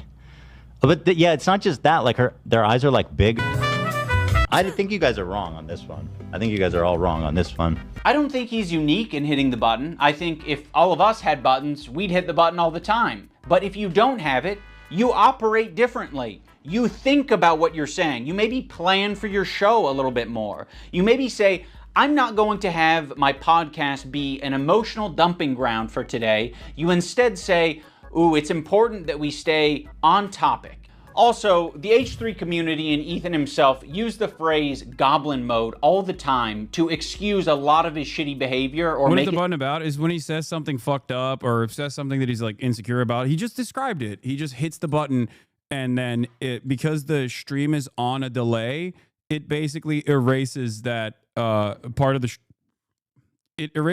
stream. It cuts the feed and it feeds you just like a sequence of cutscenes instead, and it wipes 30 seconds off of what the stream, or 20 seconds I think, off of the stream.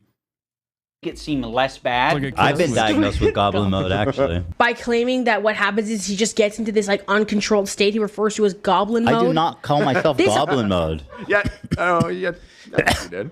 Goblin mode, is that what you're calling Tourette's now? Yeah, this person is being ableist when they use. This person is being ableist when they use the terminology that him and his community has started to use, you know? And anti-Semitic, possibly. I'm surprised that he didn't hit the... I'm surprised he didn't say it was anti-Semitic. All victims of goblin mode, I would like to issue an apology. Well, he got that. Goblin mode today. Your goblin mode. Look how many times you paused. I'm trying, bro. And I don't think there's no room for using the term goblin mode. I like the idea that you're defending yourself and the little guy by going goblin mode when a big corporation or a big entity is trying to attack you. Like, if you fuck me over, if you steal money from me, if you patronize me, if you do any of this shit like you're trying to do to me, to treat me like a fucking idiot, I'm crazy, dude. I've gone fucking goblin mode over way less. Yeah, what's crazy about this is like he started doing this to people that weren't doing that to him. But you not thinking about what you're saying, not, reflecting on your behavior, not changing your behavior, that's not goblin mode. That's being a child. Let's talk about the crew. I think the crew has been put in the worst working environment that you possibly can be for a fucking podcast. Every crew member has it bad. To be around Ethan, period, would be a nightmare right now. I'm standing by every fucking syllable of that, okay? What she did was abhorrent. And by the way, just don't listen. Your critique of her is correct. It's just, people are sensitive about women being called that word, and so like, how pathetic are you?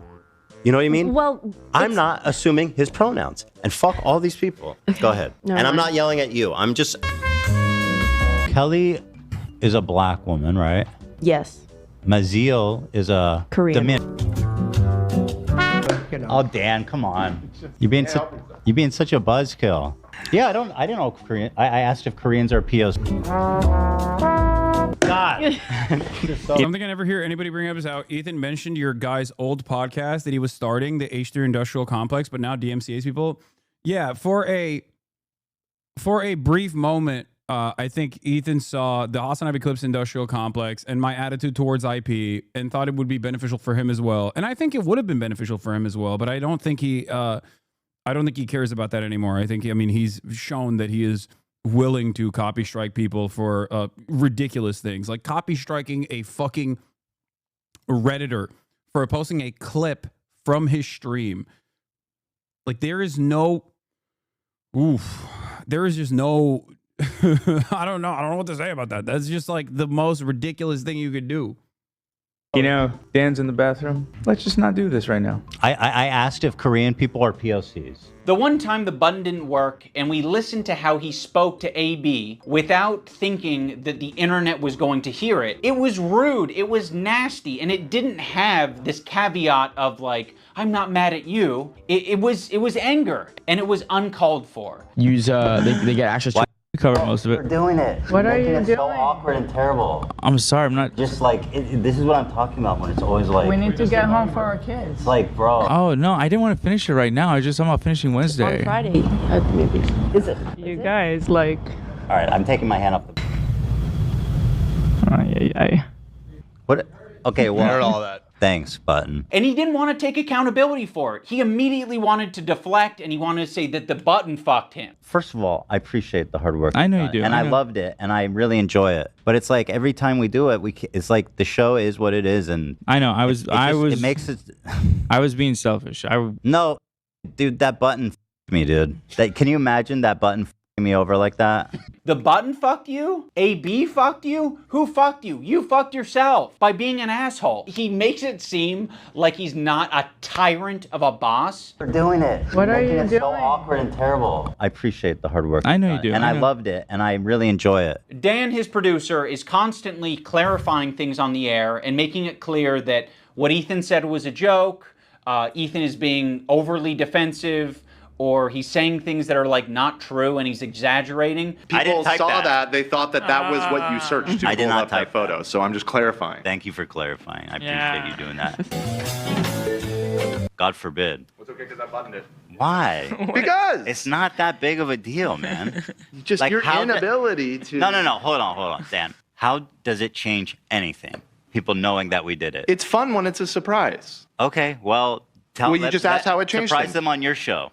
Okay, all right. I understand that that's his role, and he's you know, Ethan's made that his job or Dan's made it his job, Ethan leans on it so heavily. In the same way that he leans on the button. Ethan is leaning on all of these people to be adults and look after his behavior and give all of this emotional and empathetic energy for Ethan, but Ethan refuses to give it back to them. Also, let's talk about AB and Lena, 2 Lebanese employees, and you just continue to talk about the conflict like they don't exist. It would be nicer, a lot nicer, for you to shut the fuck up about it. You're allowed to do that. Hezbollah in Syria alone killed double that much. All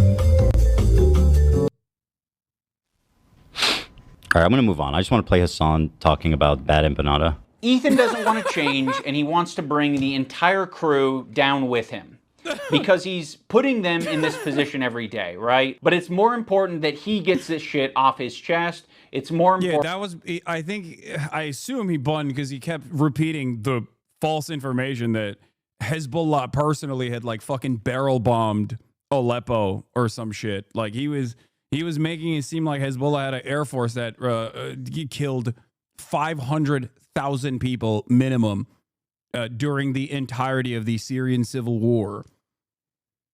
And the only reason why he was even talking about that was to fucking quote unquote dunk on me. That's the other thing. That's what's so crazy about it. He didn't give a fuck about any of this shit. He just thought that this would be a cool, like, I got you moment. And basically everyone that understands anything about any conflict whatsoever was looking at it like, no, this is wrong. But it doesn't matter because most people don't know anything. They just think big, scary terror guy doing big, scary terror things. So they don't actually fucking scratch the surface of this information and try to figure out if Ethan has any veracity to these claims whatsoever.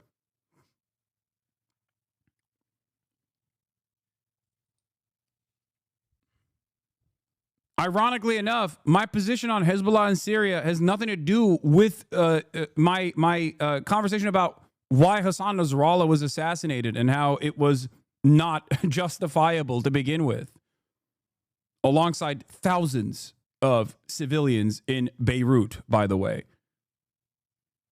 That's what's so crazy about this whole process. Like he wanted to find anything that would make me look bad. Like that's what's so pathetic about it, if that makes sense. Like, this is shit that I care about, okay? And I know that to a certain degree, it's stuff that Ethan cares about as well.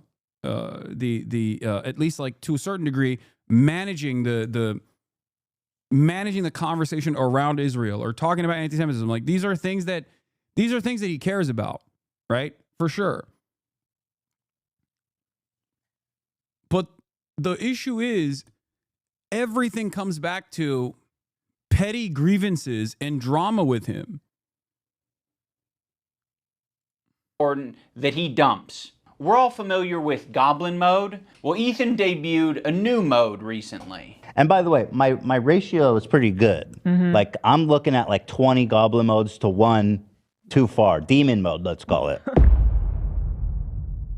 What makes demon mode different than goblin mode is goblins aren't really like an intimidating, powerful force.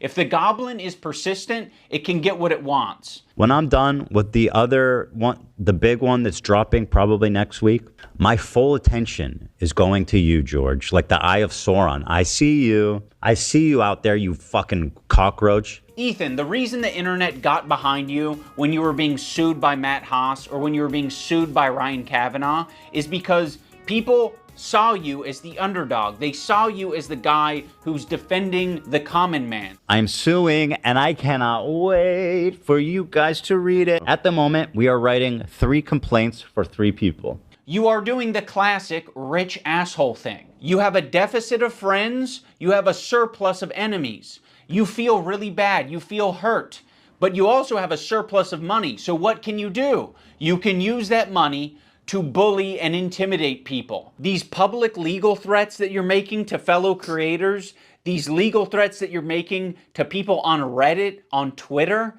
you're like, I'm hurt. These people are hurting me. What do I do to stop it? There's nothing I can do to stop it. I'm powerless. No, you have a ton of power, you have a ton of options, you have a ton of choice. That's exactly what you get for being filthy rich, is you can do all of these things.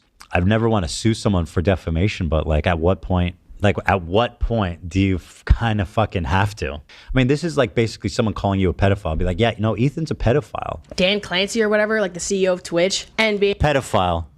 Dan KKK Clancy has a similar view of Hitler. Because Dan Clancy, the Nazi, fucking anti-Semite. There are certain things you can accuse people of that rise above to make it like actionable, which is like wrongfully accusing someone of being a pedophile, a sex criminal, a murderer, shit like that. Dan Clancy Online. now, in other words, he is a pedophile. Just the most oblivious person on the planet, dude. No self-awareness. Holy fuck. No self-awareness. Bro, one of his fucking fans showed up, rolled up to Dan Clancy in public. Okay? And I think, like, I don't know what the fuck they were asking him. I forget what the clip was about. But he literally posted it on his Instagram story, encouraging his fans to do this kind of thing. The only other time I've ever seen this happen was Destiny, when Destiny encouraged his fans to fucking come at me personally, okay? And Sam Hyde, ironically enough.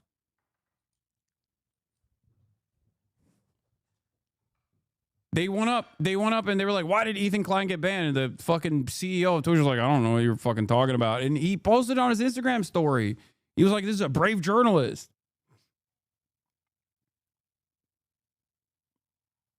It's so shocking.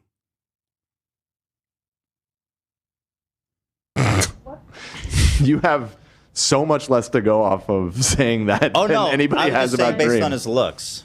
Just based on his Well, looks. at least you're self-aware. That's 100% a joke. I have no evidence to conclude that he is. One of the more notable legal threats that Ethan has sent out recently is against Noah Samson. I have nothing but vibes to gain, and potentially your money as well. Don't worry if you don't have it all now. I'll garnish your wages. You're going to be living with your parents for a lot longer, buddy. 26, you know what I mean? Try 46. Noah made a video that was critical of Ethan and other content creators when they're talking about Israel and Palestine. I mean, the way he's talking about Noah on his podcast is so fucking creepy and weird. Is this a new thing? This is a new thing. This happened during the show. Upon initial examination, it seems to check out, and it's not great for young Noah. Can I say that? Don't say it yet. I'll say it. So he's a rape. So of course his standard, I don't know what he's accused of, so I'm not actually going to say, but Ethan brought on a former partner of Noah to basically just shit talk him and say that he's a bad partner. But that's all that Ethan was able to extract out of it. you are not accusing him of committing any crimes or doing R-word or anything like that. The accusation is that he's a sleaze. Absolutely. Noah Yeah. Samson, as far as I know, is not a rapist. Fuck you to Noah Samson, who's not just a liar and a scumbag, but also a creep. Allegedly. Allegedly. Now let's talk about the left-leaning Democrat. He presents himself as someone like me, a left-leaning Democrat who supports basic things. The thing that made me start to question Ethan's intentions is that when he was suggested to talk to Sam Cedar, a fellow progressive, a guy that Ethan respects and looks up to. He works with Sam Cedar at the Majority Report. I respect him and what they do there. He kept saying that it was racist or anti-Semitic to suggest that he talked to someone who's within the same ethnic group as him. That's why I said yesterday, like, I urge Ethan to talk to Sam Cedar. There are very thoughtful, very kind anti-Zionist Jews out there that he could talk to. I don't think that I will be able to reach him. What's the insinuation that I only listen to other Jewish people? You need to talk to my pre-approved list of Jews that like agree with me on everything. You know, it doesn't matter if they're Jewish, dude. It doesn't matter if they're fucking Jewish. I think most Jews. I don't think Jews at large view it. I don't think that is the. In what position are you to even say that? It's not motivated by myself. It's motivated by Jews against anti-Zionist No, Jews. seriously, how can you speak for my entire ethnic group? I find that really interesting. Ethan, I don't know what to fucking. Yeah. If you want to know, because he said it was anti-Semitic, I told you guys. My text message to him that he never responded to on Thursday, October 24th. Okay? Thursday, October 24th, the last text message I ever sent to Ethan Klein. I read it on stream before. I'll read it again.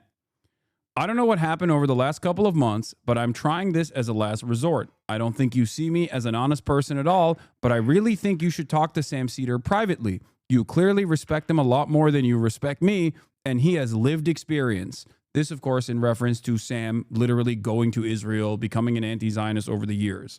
Okay? Changing his attitude towards Israel. That's lived experience. This isn't about debates or drama or clips out of context. I have always admired and defended your open-mindedness and willingness to change your worldview. So I hope you will do this. In spite of everything that has happened, I hope you're doing fine. I hope your family is well and the crew is good. Also, not that it matters, but it was wild to see you using a clip titled Hasanabi from a Destiny community account in an unlisted link. He never responded to that.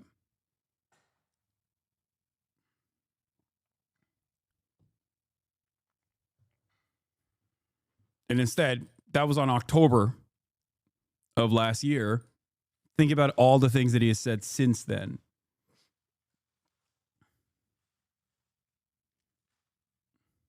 It's fucking wild.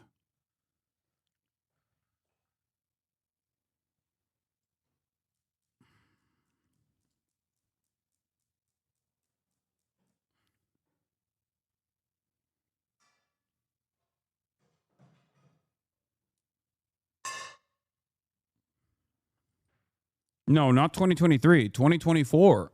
That is when he was already calling me a terrorist.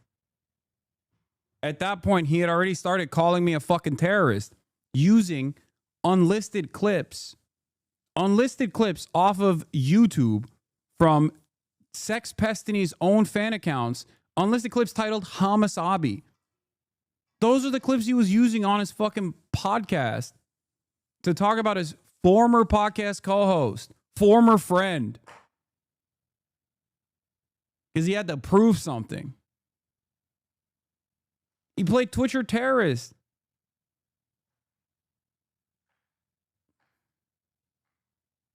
After he went after the Arabs podcast for the Sabra Hummus shit alongside the ADL and successfully got a bunch of content creators banned for making a tier list, a joke tier list, where they stated that liking Sabra Hummus was the equivalent of being the least Arab coded. Okay? Like a bunch of black content creators making a tier list about who has, a joking tier list about who has the N-word pass, right? If they were to sit there on stage and then say, person who has the pass at the top of the tier list and person who puts raisin in their potato salad in the bottom of that tier list. Okay? Now, don't say it's fucking still weird. Shut the fuck up. That is a direct analog here. Yeah. If they did a who has an invite to the cookout. Okay? Not the N-word pass, but like who has an invite to the cookout, if you want to fucking call it that.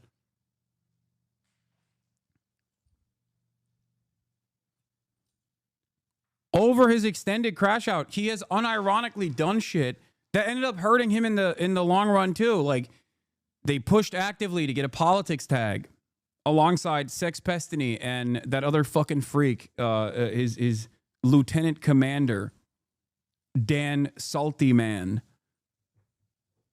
working with literal congresspersons, trying to get me banned before the election with no real reason other than pure malicious intent. Like, these guys don't give a fuck about anti-Semitism. What are you kidding me? They fucking say anti-Semitic shit all the goddamn time. Yeah, Dan the Diddler.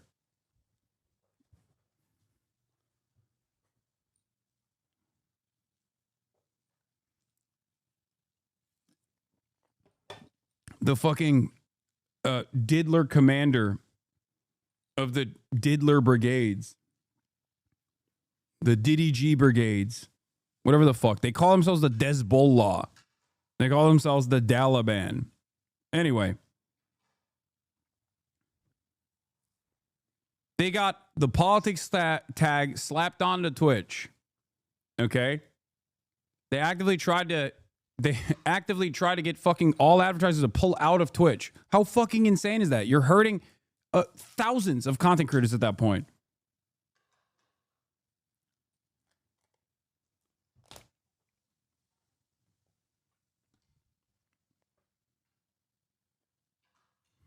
And it's not like like this was also in broad daylight too, until a Bloomberg article written by a fantastic reporter basically revealed all of this targeted Gamergate style brigading, this relatively sophisticated brigading campaign.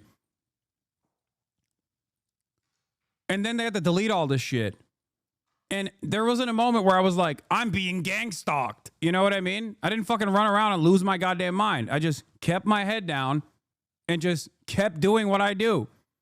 Which is ironic because that's what I wanted Ethan to do from the beginning. Just stick to the fucking goofs and gaffs, man. You're hurting yourself. You're hurting yourself in this process. You're the shadow of what you once used to be. You know what I mean? You're killing your own audience in this process.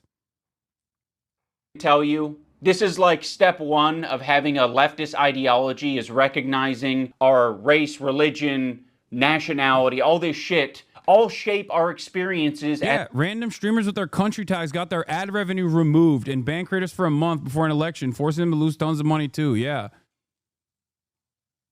As people.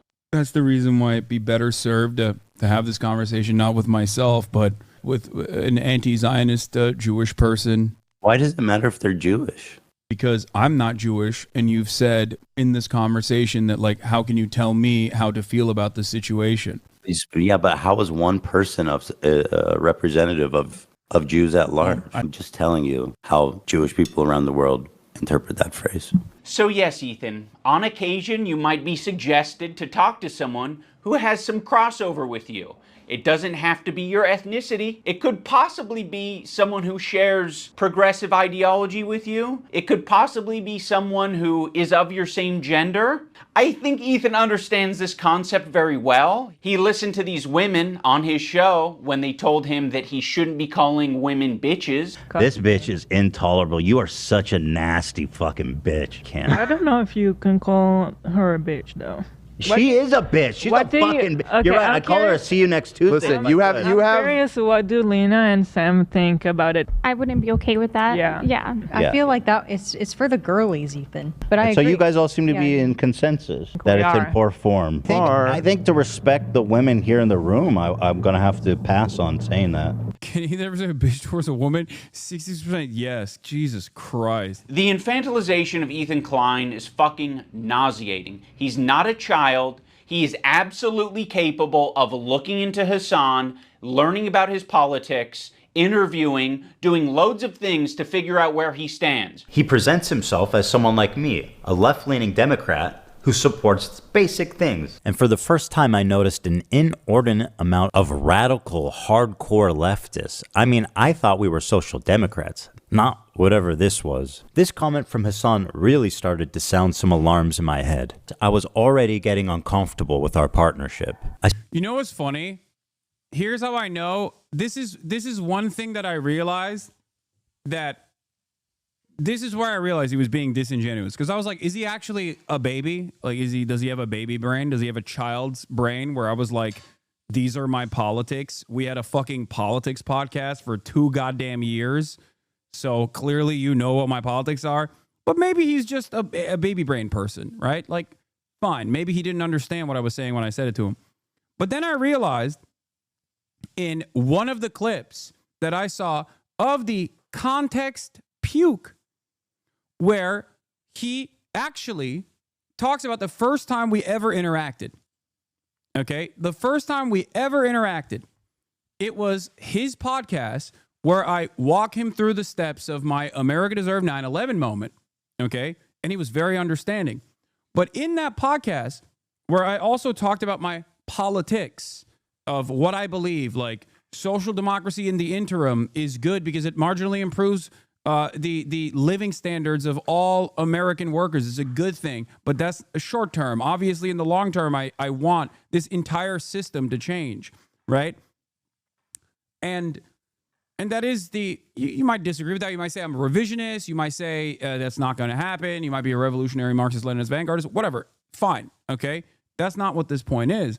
The point is that I was having this conversation with him, describing to him the steps of democratic socialism, okay, and how you arrive at democratic socialism and what my worldview is.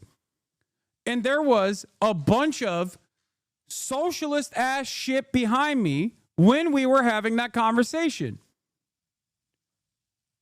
In the context puke, Ethan clipped that to make an argument about how I was actually a liberal, left-leaning liberal. He clipped his own podcast interview with me where I had a bust of Vladimir Ilyich Lenin and a USSR Ushanka, like prominently featured behind me as we were having this fucking conversation. He cropped it because even he had the wherewithal, in my estimation, to recognize that if he were to show that, people would go, dude, you're having a conversation with a guy that you thought was a liberal and he has fucking Lenin behind him? That makes no sense. So either he did that deliberately in an effort to massage the truth a little bit, or he got it from someone else who had the wherewithal to do that and fucking duped Ethan.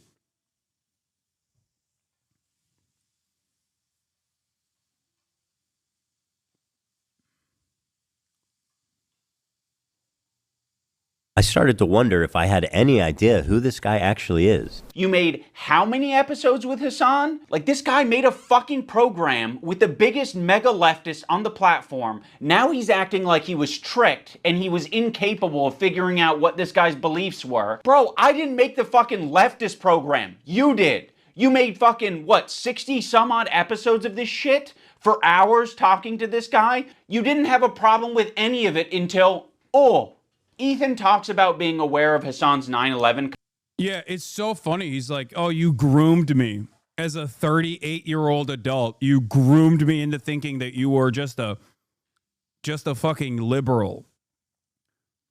No, the reason why he had this attitude is because he thought if he posts this as is, if he posts this fucking context puke as is, he can maybe convince other people, he can maybe dupe other people into thinking he's the victim here, okay? That he wasn't fully knowledgeable of my worldview, that I actively told him over the course of 60 plus fucking episodes on a podcast that ran for 2 goddamn years, a political podcast that ran for 2 fucking years, okay, to a 38-year-old man.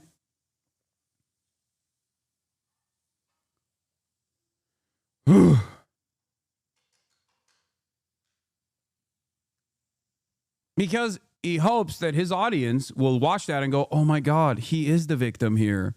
Oh my God, maybe I'm the victim. Maybe Hasan actually lied to me too. And then he fucking slapped on a compilation of me saying, I hate liberals. Okay? Ironically demonstrating why I hate liberals in the process. He's like, he hates you. You're a liberal. He hates you. You're a Democrat. He hates you. He hates you. He hates Democrats.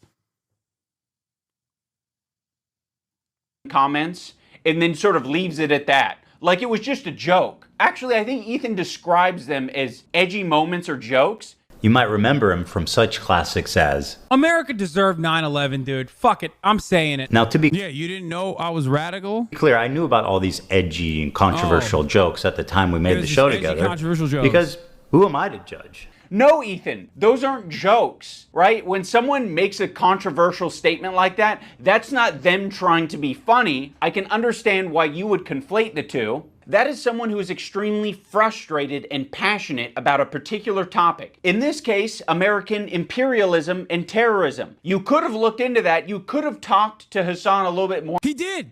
He did. You know what's funny? Wait, hold on. Let me see if I can find the fucking first ever Ethan Klein, Asia Productions, Hasanabi. Let me see. There's so many fucking things that he's posted about me that it's going to be impossible to find the original video. I don't know if any chatters will see it. Where is it? Where is it? Where is it? Where is it? Yeah, I can't find it. Maybe you guys will have it ready to go. Oh, here it is. Unfortunately, or this notion that like we're all going to become millionaires. By the way, fucking Lenin, Che Guevara, USSR Ushanka, right there, okay? Let's see. South Carolina, Bernie versus Trump, marginal differences in policy. By the way, this is where I literally talk about, all of my worldview and whatnot. The slippery slope, racism, crime, poor people, social fabric, Muslims, white evangelicals, Turkey, America, Alex Jones. Is this where it is? The America Deserved 9/11, where I talked about like what it is? I must have hidden all of my thoughts. All of my thoughts were hidden to him. When he called, 4 years ago, when he called Hassan a liberal, Hassan's soul died. 4 years ago.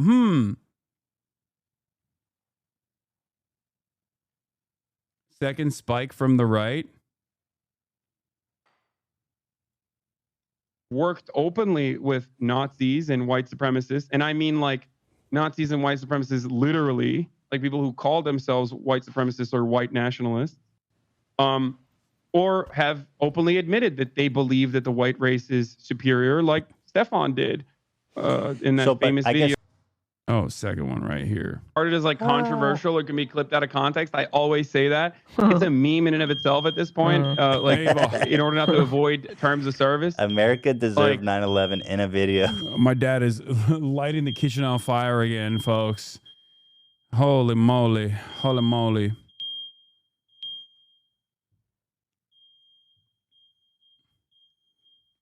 Okay. I might have to deal with this real quick. Hold on. Okay. This is so ridiculous. Does it work? Well, I got banned, so I don't know. No, I don't think. Capabilities. So that's part of what we're doing. And the other part is just knowledge. We want to know. Someone said, is that 54? Is this it? This. Yeah, cancel culture, by the way, exclusively a leftist idea, yet for some weird reason, Republicans love doing it and manufacturing outrage. Yeah, there was weird. I don't know but Hassan basically was reacting to something, and he said jokingly that that America deserved. He said, "Fuck it, America deserved 9/11." Yeah. But then you went in to explain. By the way, did you? We clarified it literally immediately after. I was like, but I'm saying controversial. Exactly what we did. But did you know you were fucked though when you said that, because you said in a video game afterwards? No, because everyone was like, "Why did you say that? You're gonna get banned." So I was like, "What do you mean?" If you watch the entire video, I go, "Fuck it, dude, I'm saying it." Yeah. And then I'm like, "How is anything I'm saying controversial? We literally armed the same groups and caused destabilization in the region, and then we're shocked when the very same people that we armed, gave weapons to, gave training to, turned around and hit us back. Like, how is that in any way remotely controversial?" Right. I think that's a conversation that takes place all the time. I think it's just the way you said it. People were like, "Oh, here we go. We got this Young Turk," and then you're associated with the Young Turks, who, by the way, Alex Jones calls the Young Turds, which I think is hilarious. Oh, I love Alex Jones. He apparently did a broadcast of that. I've got the video. I was hoping to watch it with you. Yeah, I'm so happy. Like, I was so happy. I love Alex Jones. I mean, it's very unfortunate that due to our completely destroyed public education system in this country, that like people take him seriously and then literally act on the psychotic things that he says, and that we can't all just appreciate him as like incredible content. Oh my God, incredible so funny. content. Well, here, let me like performance art. And yeah, wow, Ethan Klein, completely aware of how people can clip things out of context. But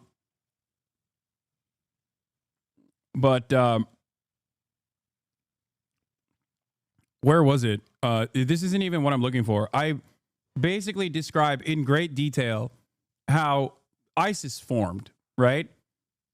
How ISIS formed how it played how the material condition played a formative role in like radicalizing so many people into insane positions, like completely unjustifiable positions, while also describing the concept of blowback to Ethan.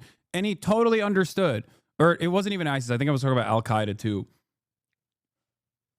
But no, I'm fairly certain I talked about ISIS as well. Okay. And it's just like, he got it then. And this is the first time we ever talked. So what happened?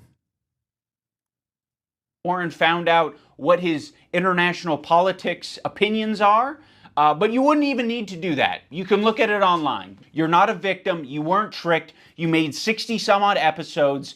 If you didn't want to go down this route, you shouldn't have done it. But that was your fucking choice. You did it. You are an adult. When Ethan and Hila are watching Matt Lieb saying that one state doesn't represent all Jews, they cannot wrap their heads around the idea.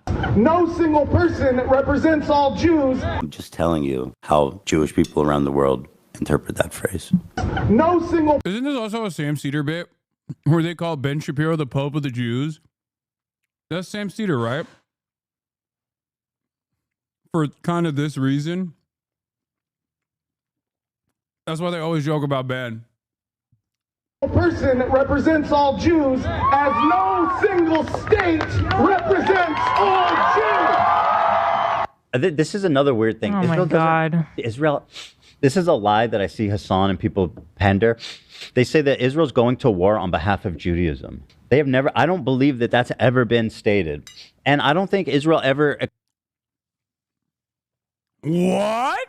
explains that it's like, it's in the Constitution. What are you saying? How can someone so aggressively try to defend Israel and be so fucking oblivious, dude? That's crazy. There was a whole law change in Israel. There was a nation-state law that dictated that Israel was a nation for Jews, by Jews, and only for Jews. I'm paraphrasing. Every aspect of Zionism, from its inception, even though it was created by secular Jews, atheists that didn't give a fuck about Judaism at all, knowingly and willingly have entertained the notion that Israel is for the Jews, by the Jews, and it is for Judaism. It is in everything that Israel does. It is a false conflation. Why would you, on the one hand, adopt that framing? Yes, the law that I'm talking about is the basic law. Israel is a nation state of the Jewish people. This was quite controversial at the time. They were like, what? This is weird.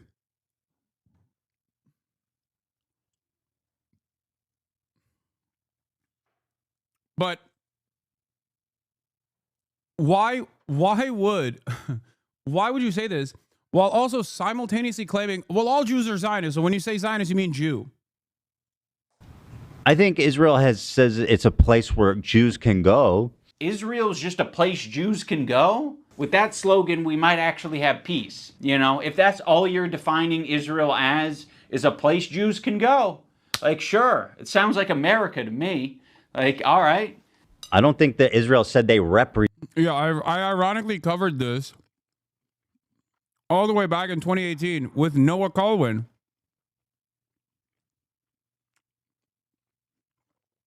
Especially because none of my thoughts on Israel were ever hidden.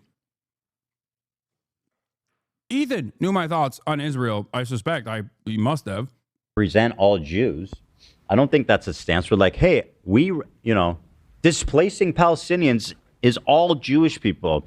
Ethan is being so disingenuous here to suggest that he doesn't understand what Matt Lieb is saying. Like, he's making a semantic argument. Like, I don't think Israel has said that it represents every last Jew on the planet. I don't think Israel has claimed that.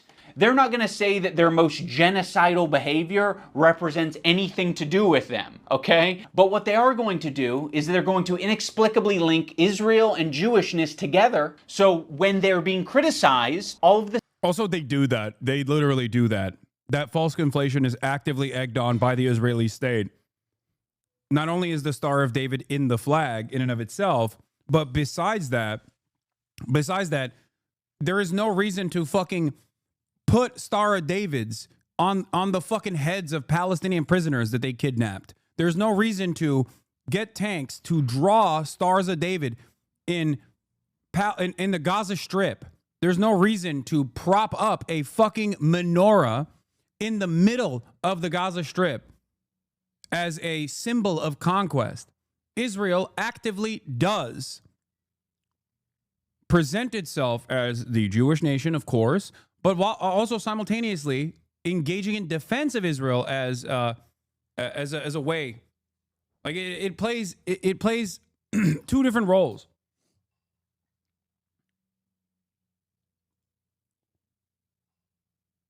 Look at this.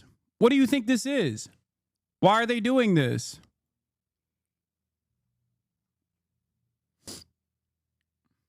You can get mad about it. You can be like, oh, how dare you? This is anti-Semitic, which is ironically, you know, at the root cause of the IHRA debate.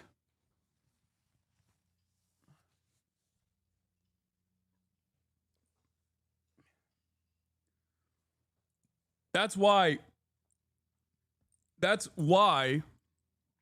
Ethan himself has, at moments, and I've heard him say this, talk about how, oh, people just substitute the word Zionism for Jew because all Jews are Zionists. He says this himself. So he's making that conflation himself. All of a sudden, they have the perfect defense. Oh, another thing I need to mention. There was a tier list. It was called the Who Can Say Habibi tier list. It was presented at TwitchCon as like a panel that was just meant to be lighthearted and fun. And Ethan Klein saw that, and he decided that it was anti-Semitic. Tier list them, and we're going to need your help to discuss and figure out who can say Habibi and who can't. And also, we have tiers. We have Arab coded. They ask permission to say Habibi. You know, like you got like a white guy who's like, can I say it? Is it a slur? And then Love Sabra, which is they're not Arab coded at all. Now, when I first saw this tier list, I immediately knew what it was doing. I was like, oh, it's a play on the who has the N-word pass and who doesn't tier list. Granted, Habibi is very different than the N-word, but it is a cultural word amongst Arabic-speaking people and Muslim people. Like that is a word that's used. Habibi, it means my love. Oh no, don't do that, Habibi. Oh yes, Habibi. You're my Habibi, I'm your Habibi. So yes, it's meant to be a fun way that these Arab content creators can express their Arab culture and be proud of it and happy about it. Because it's not like they have massive representation on the platform. Making a tier list based on race. And nobody has a fucking problem with that. Okay, you have a tier list based on race. Where's the Jewish panel? Where's the Jewish panel? Where at the top it says Jewish. It's a tier list based on Arab to Jew. He's Arab, which is good. That's the best thing you can be on this. That's the best. This is racist. I will say that conveying information through a tier list is not the most effective thing, but Ethan should understand this principle. He did a white slurs tier list with Hasan. Cracker. I mean, you know what my take is. We can't put this as an F. Cracker. I mean, that's got to be at least a D, right? Pale face motherfucker. Pale face. I mean, again, I think that's an F. Hog. So hog is my favorite. I use it all the time. Him and Hasan feel as though they are white guys, so they felt very comfortable talking about white slurs on their tier list. I think I'm more white than you. What do you think? I think I'm white. Like, I'm super white. Can you understand why Arabs might feel comfortable talking about Arab shit on their tier list, Ethan? You're the white guy. You think you're more white than Hasan. I think I'm more white than you. So, yeah, the white guy can say all the things that he wants, like cracker, but the Arabs can't have their tier list. I would put him also an Arab. I know Turkish people are different. Notice how they dropped the premise almost immediately that it's about who can say Habibi. And then it's like, Hasan, okay, actually, he's Arab. We fucking love him. He's dope. He's Arab. Habibi is an Arabic word. That is an Arabic word, Ethan. Funny about this whole thing is that they say Habibi in Israel. Again, people underestimate just how like mixed Israeli culture is. Like, we say Habibi in Israel. Yes, Ethan. Another piece of evidence as to why it isn't anti-Semitic. This is racist. If you're not Arab or understand Arab culture at all, which is a lot of Americans, and Ethan Klein presents you this tier list and calls it anti-Semitic, you're just gonna eat it up. It's not. Ethan is just proving his location on this tier list under Love Sabra because he doesn't understand Arab culture. There's a lot of Arabs who eat Sabra. There's a lot of people like me who eat Sabra. A lot of the times it's all that's in the store, and I'm... Boo. Sabra hummus is dog shit. And BDS, but also mostly just dog shit. Yeah. Ethan tried to say that Love Sabra was actually Loves Jews. And I didn't even know this as the fucking expert of anti-Semitic dog whistles. Even I didn't fucking know that Sabra also meant cactus or Jew born in Israel. That's what it was. I don't think a single person knew that when they said Love Sabra. They were talking about Sabra hummus, which is dog shit. You know? That's it. But Ethan did that classic thing that everybody loves doing, where you just think that no one is capable of making jokes. And perhaps for Ethan, it's hard to discern when someone is making a joke because they didn't falsely smear someone as a fucking pedophile. You know, that's the only type of quote unquote jokes that Ethan makes. So it's confusing to him. He's like, is this actually a joke? I don't understand. Why is nobody fucking defaming another person randomly for a minor disagreement?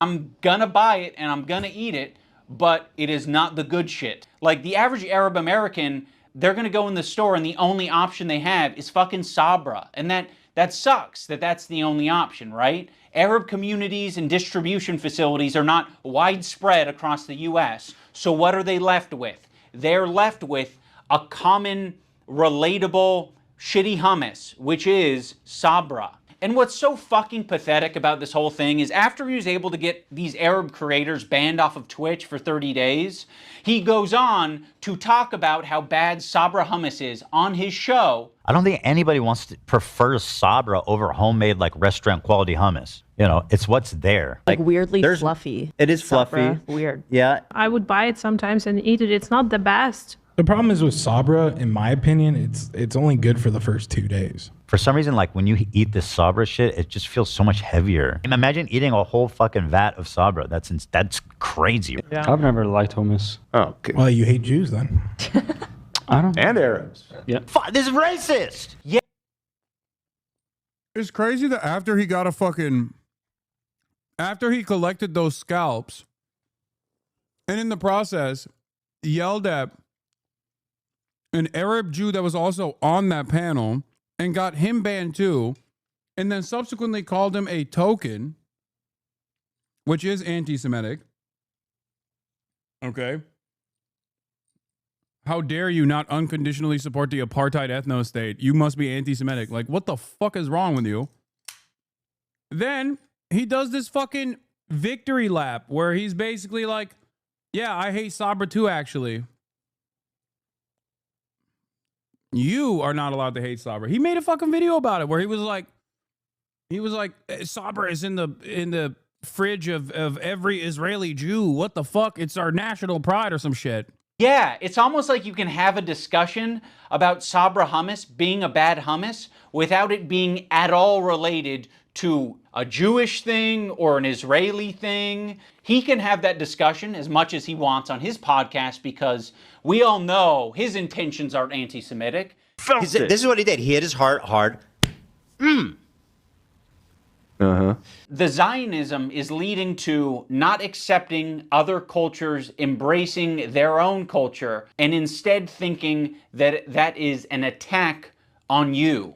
There's this incident on the podcast where they were reacting to Cutie Cinderella, and Ethan was laughing during it. So that ended up being a pretty important wake-up call for Ethan. He made an apology video directed at Cutie Cinderella, and it was graded by a professional psychologist, Dr. Kirk Honda of Psychology in Seattle. And Ethan got an A+ rating. In terms of a public apology, this is A+. Ethan won't stop talking about his A+ rating. You know he rated my apology to Cutie Cinderella a perfect score? A perfect 10. A perfect 10 out of 10? Literally 10 out of 10. Go back. I can teach you how to make a good apology. I'm the best at 10 out of 10. I know what a perfect apology is, lady. You fucking don't. Is my perfect apology in this PowerPoint? Dude, I got a perfect 10 out of 10. This one is actually best apology, so. Ethan Klein, you guys, oh my God. I was trying really hard to think about an impactful moment during this video. Like, could I do something that would really wake Ethan up? And should have reviewed his N-word apology. Does he have an N-word apology? I genuinely don't know. I actually don't know.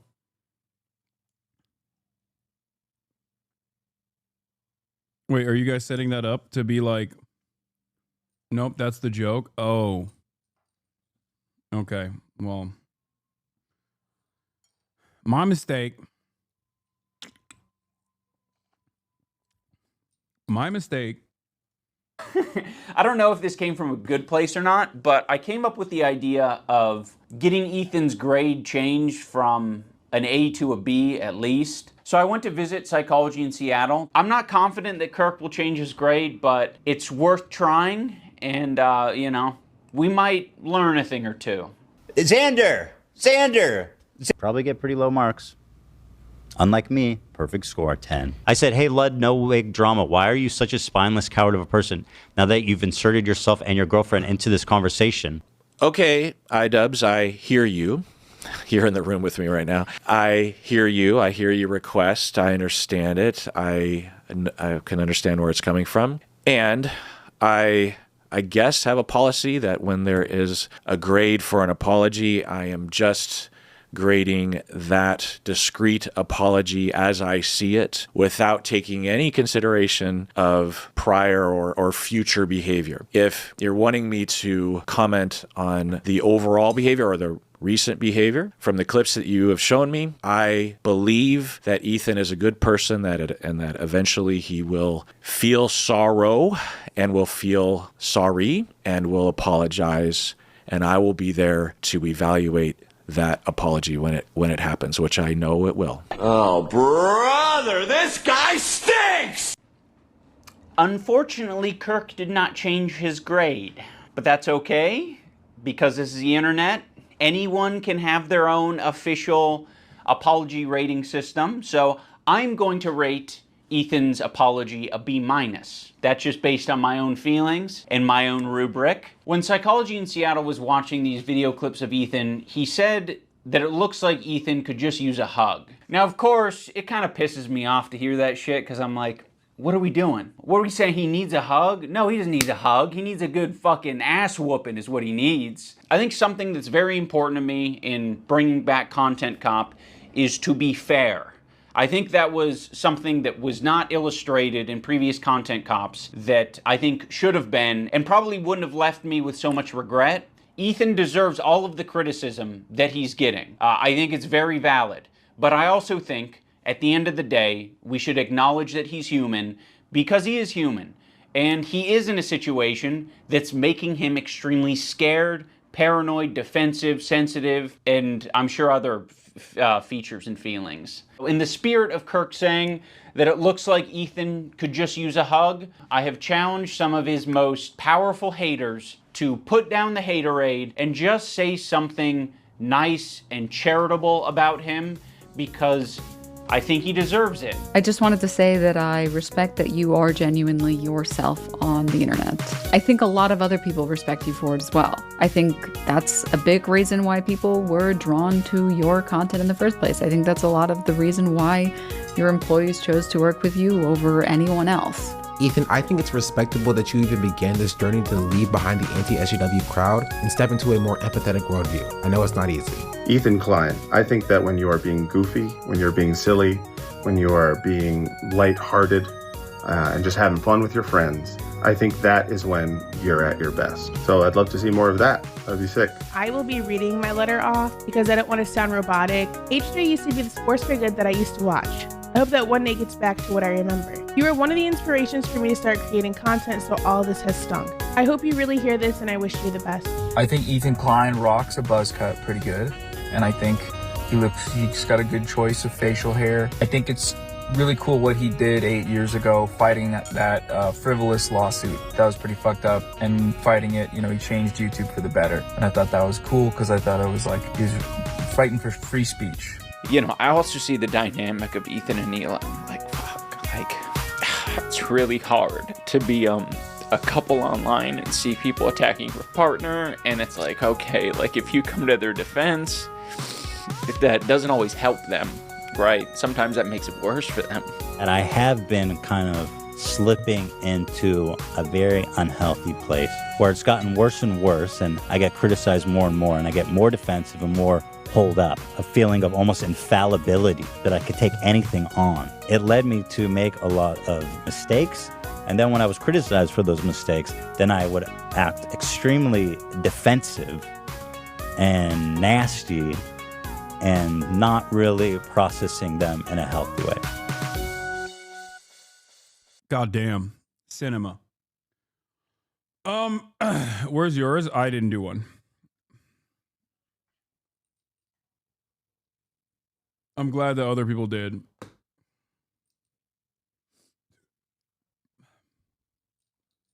Frogan did, but you didn't? Yeah, I didn't.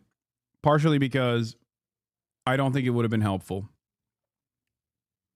The reason why I don't think it would be helpful is because, and this is what I told iDubbbz at the time, I was like, listen, I've made my position known in terms of wanting Ethan to get better, and I've said it so many times that at this point, it literally is just repeating the same thing that I've said over and over again.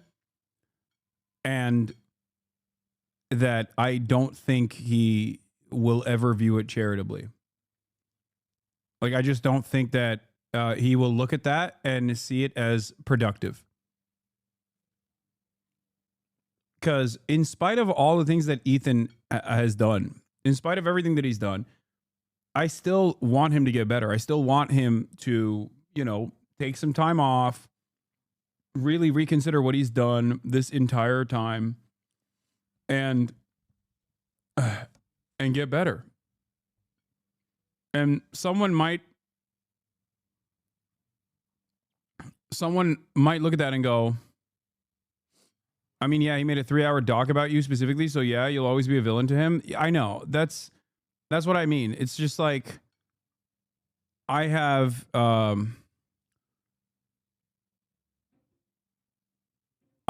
maintained that level of charity to this day.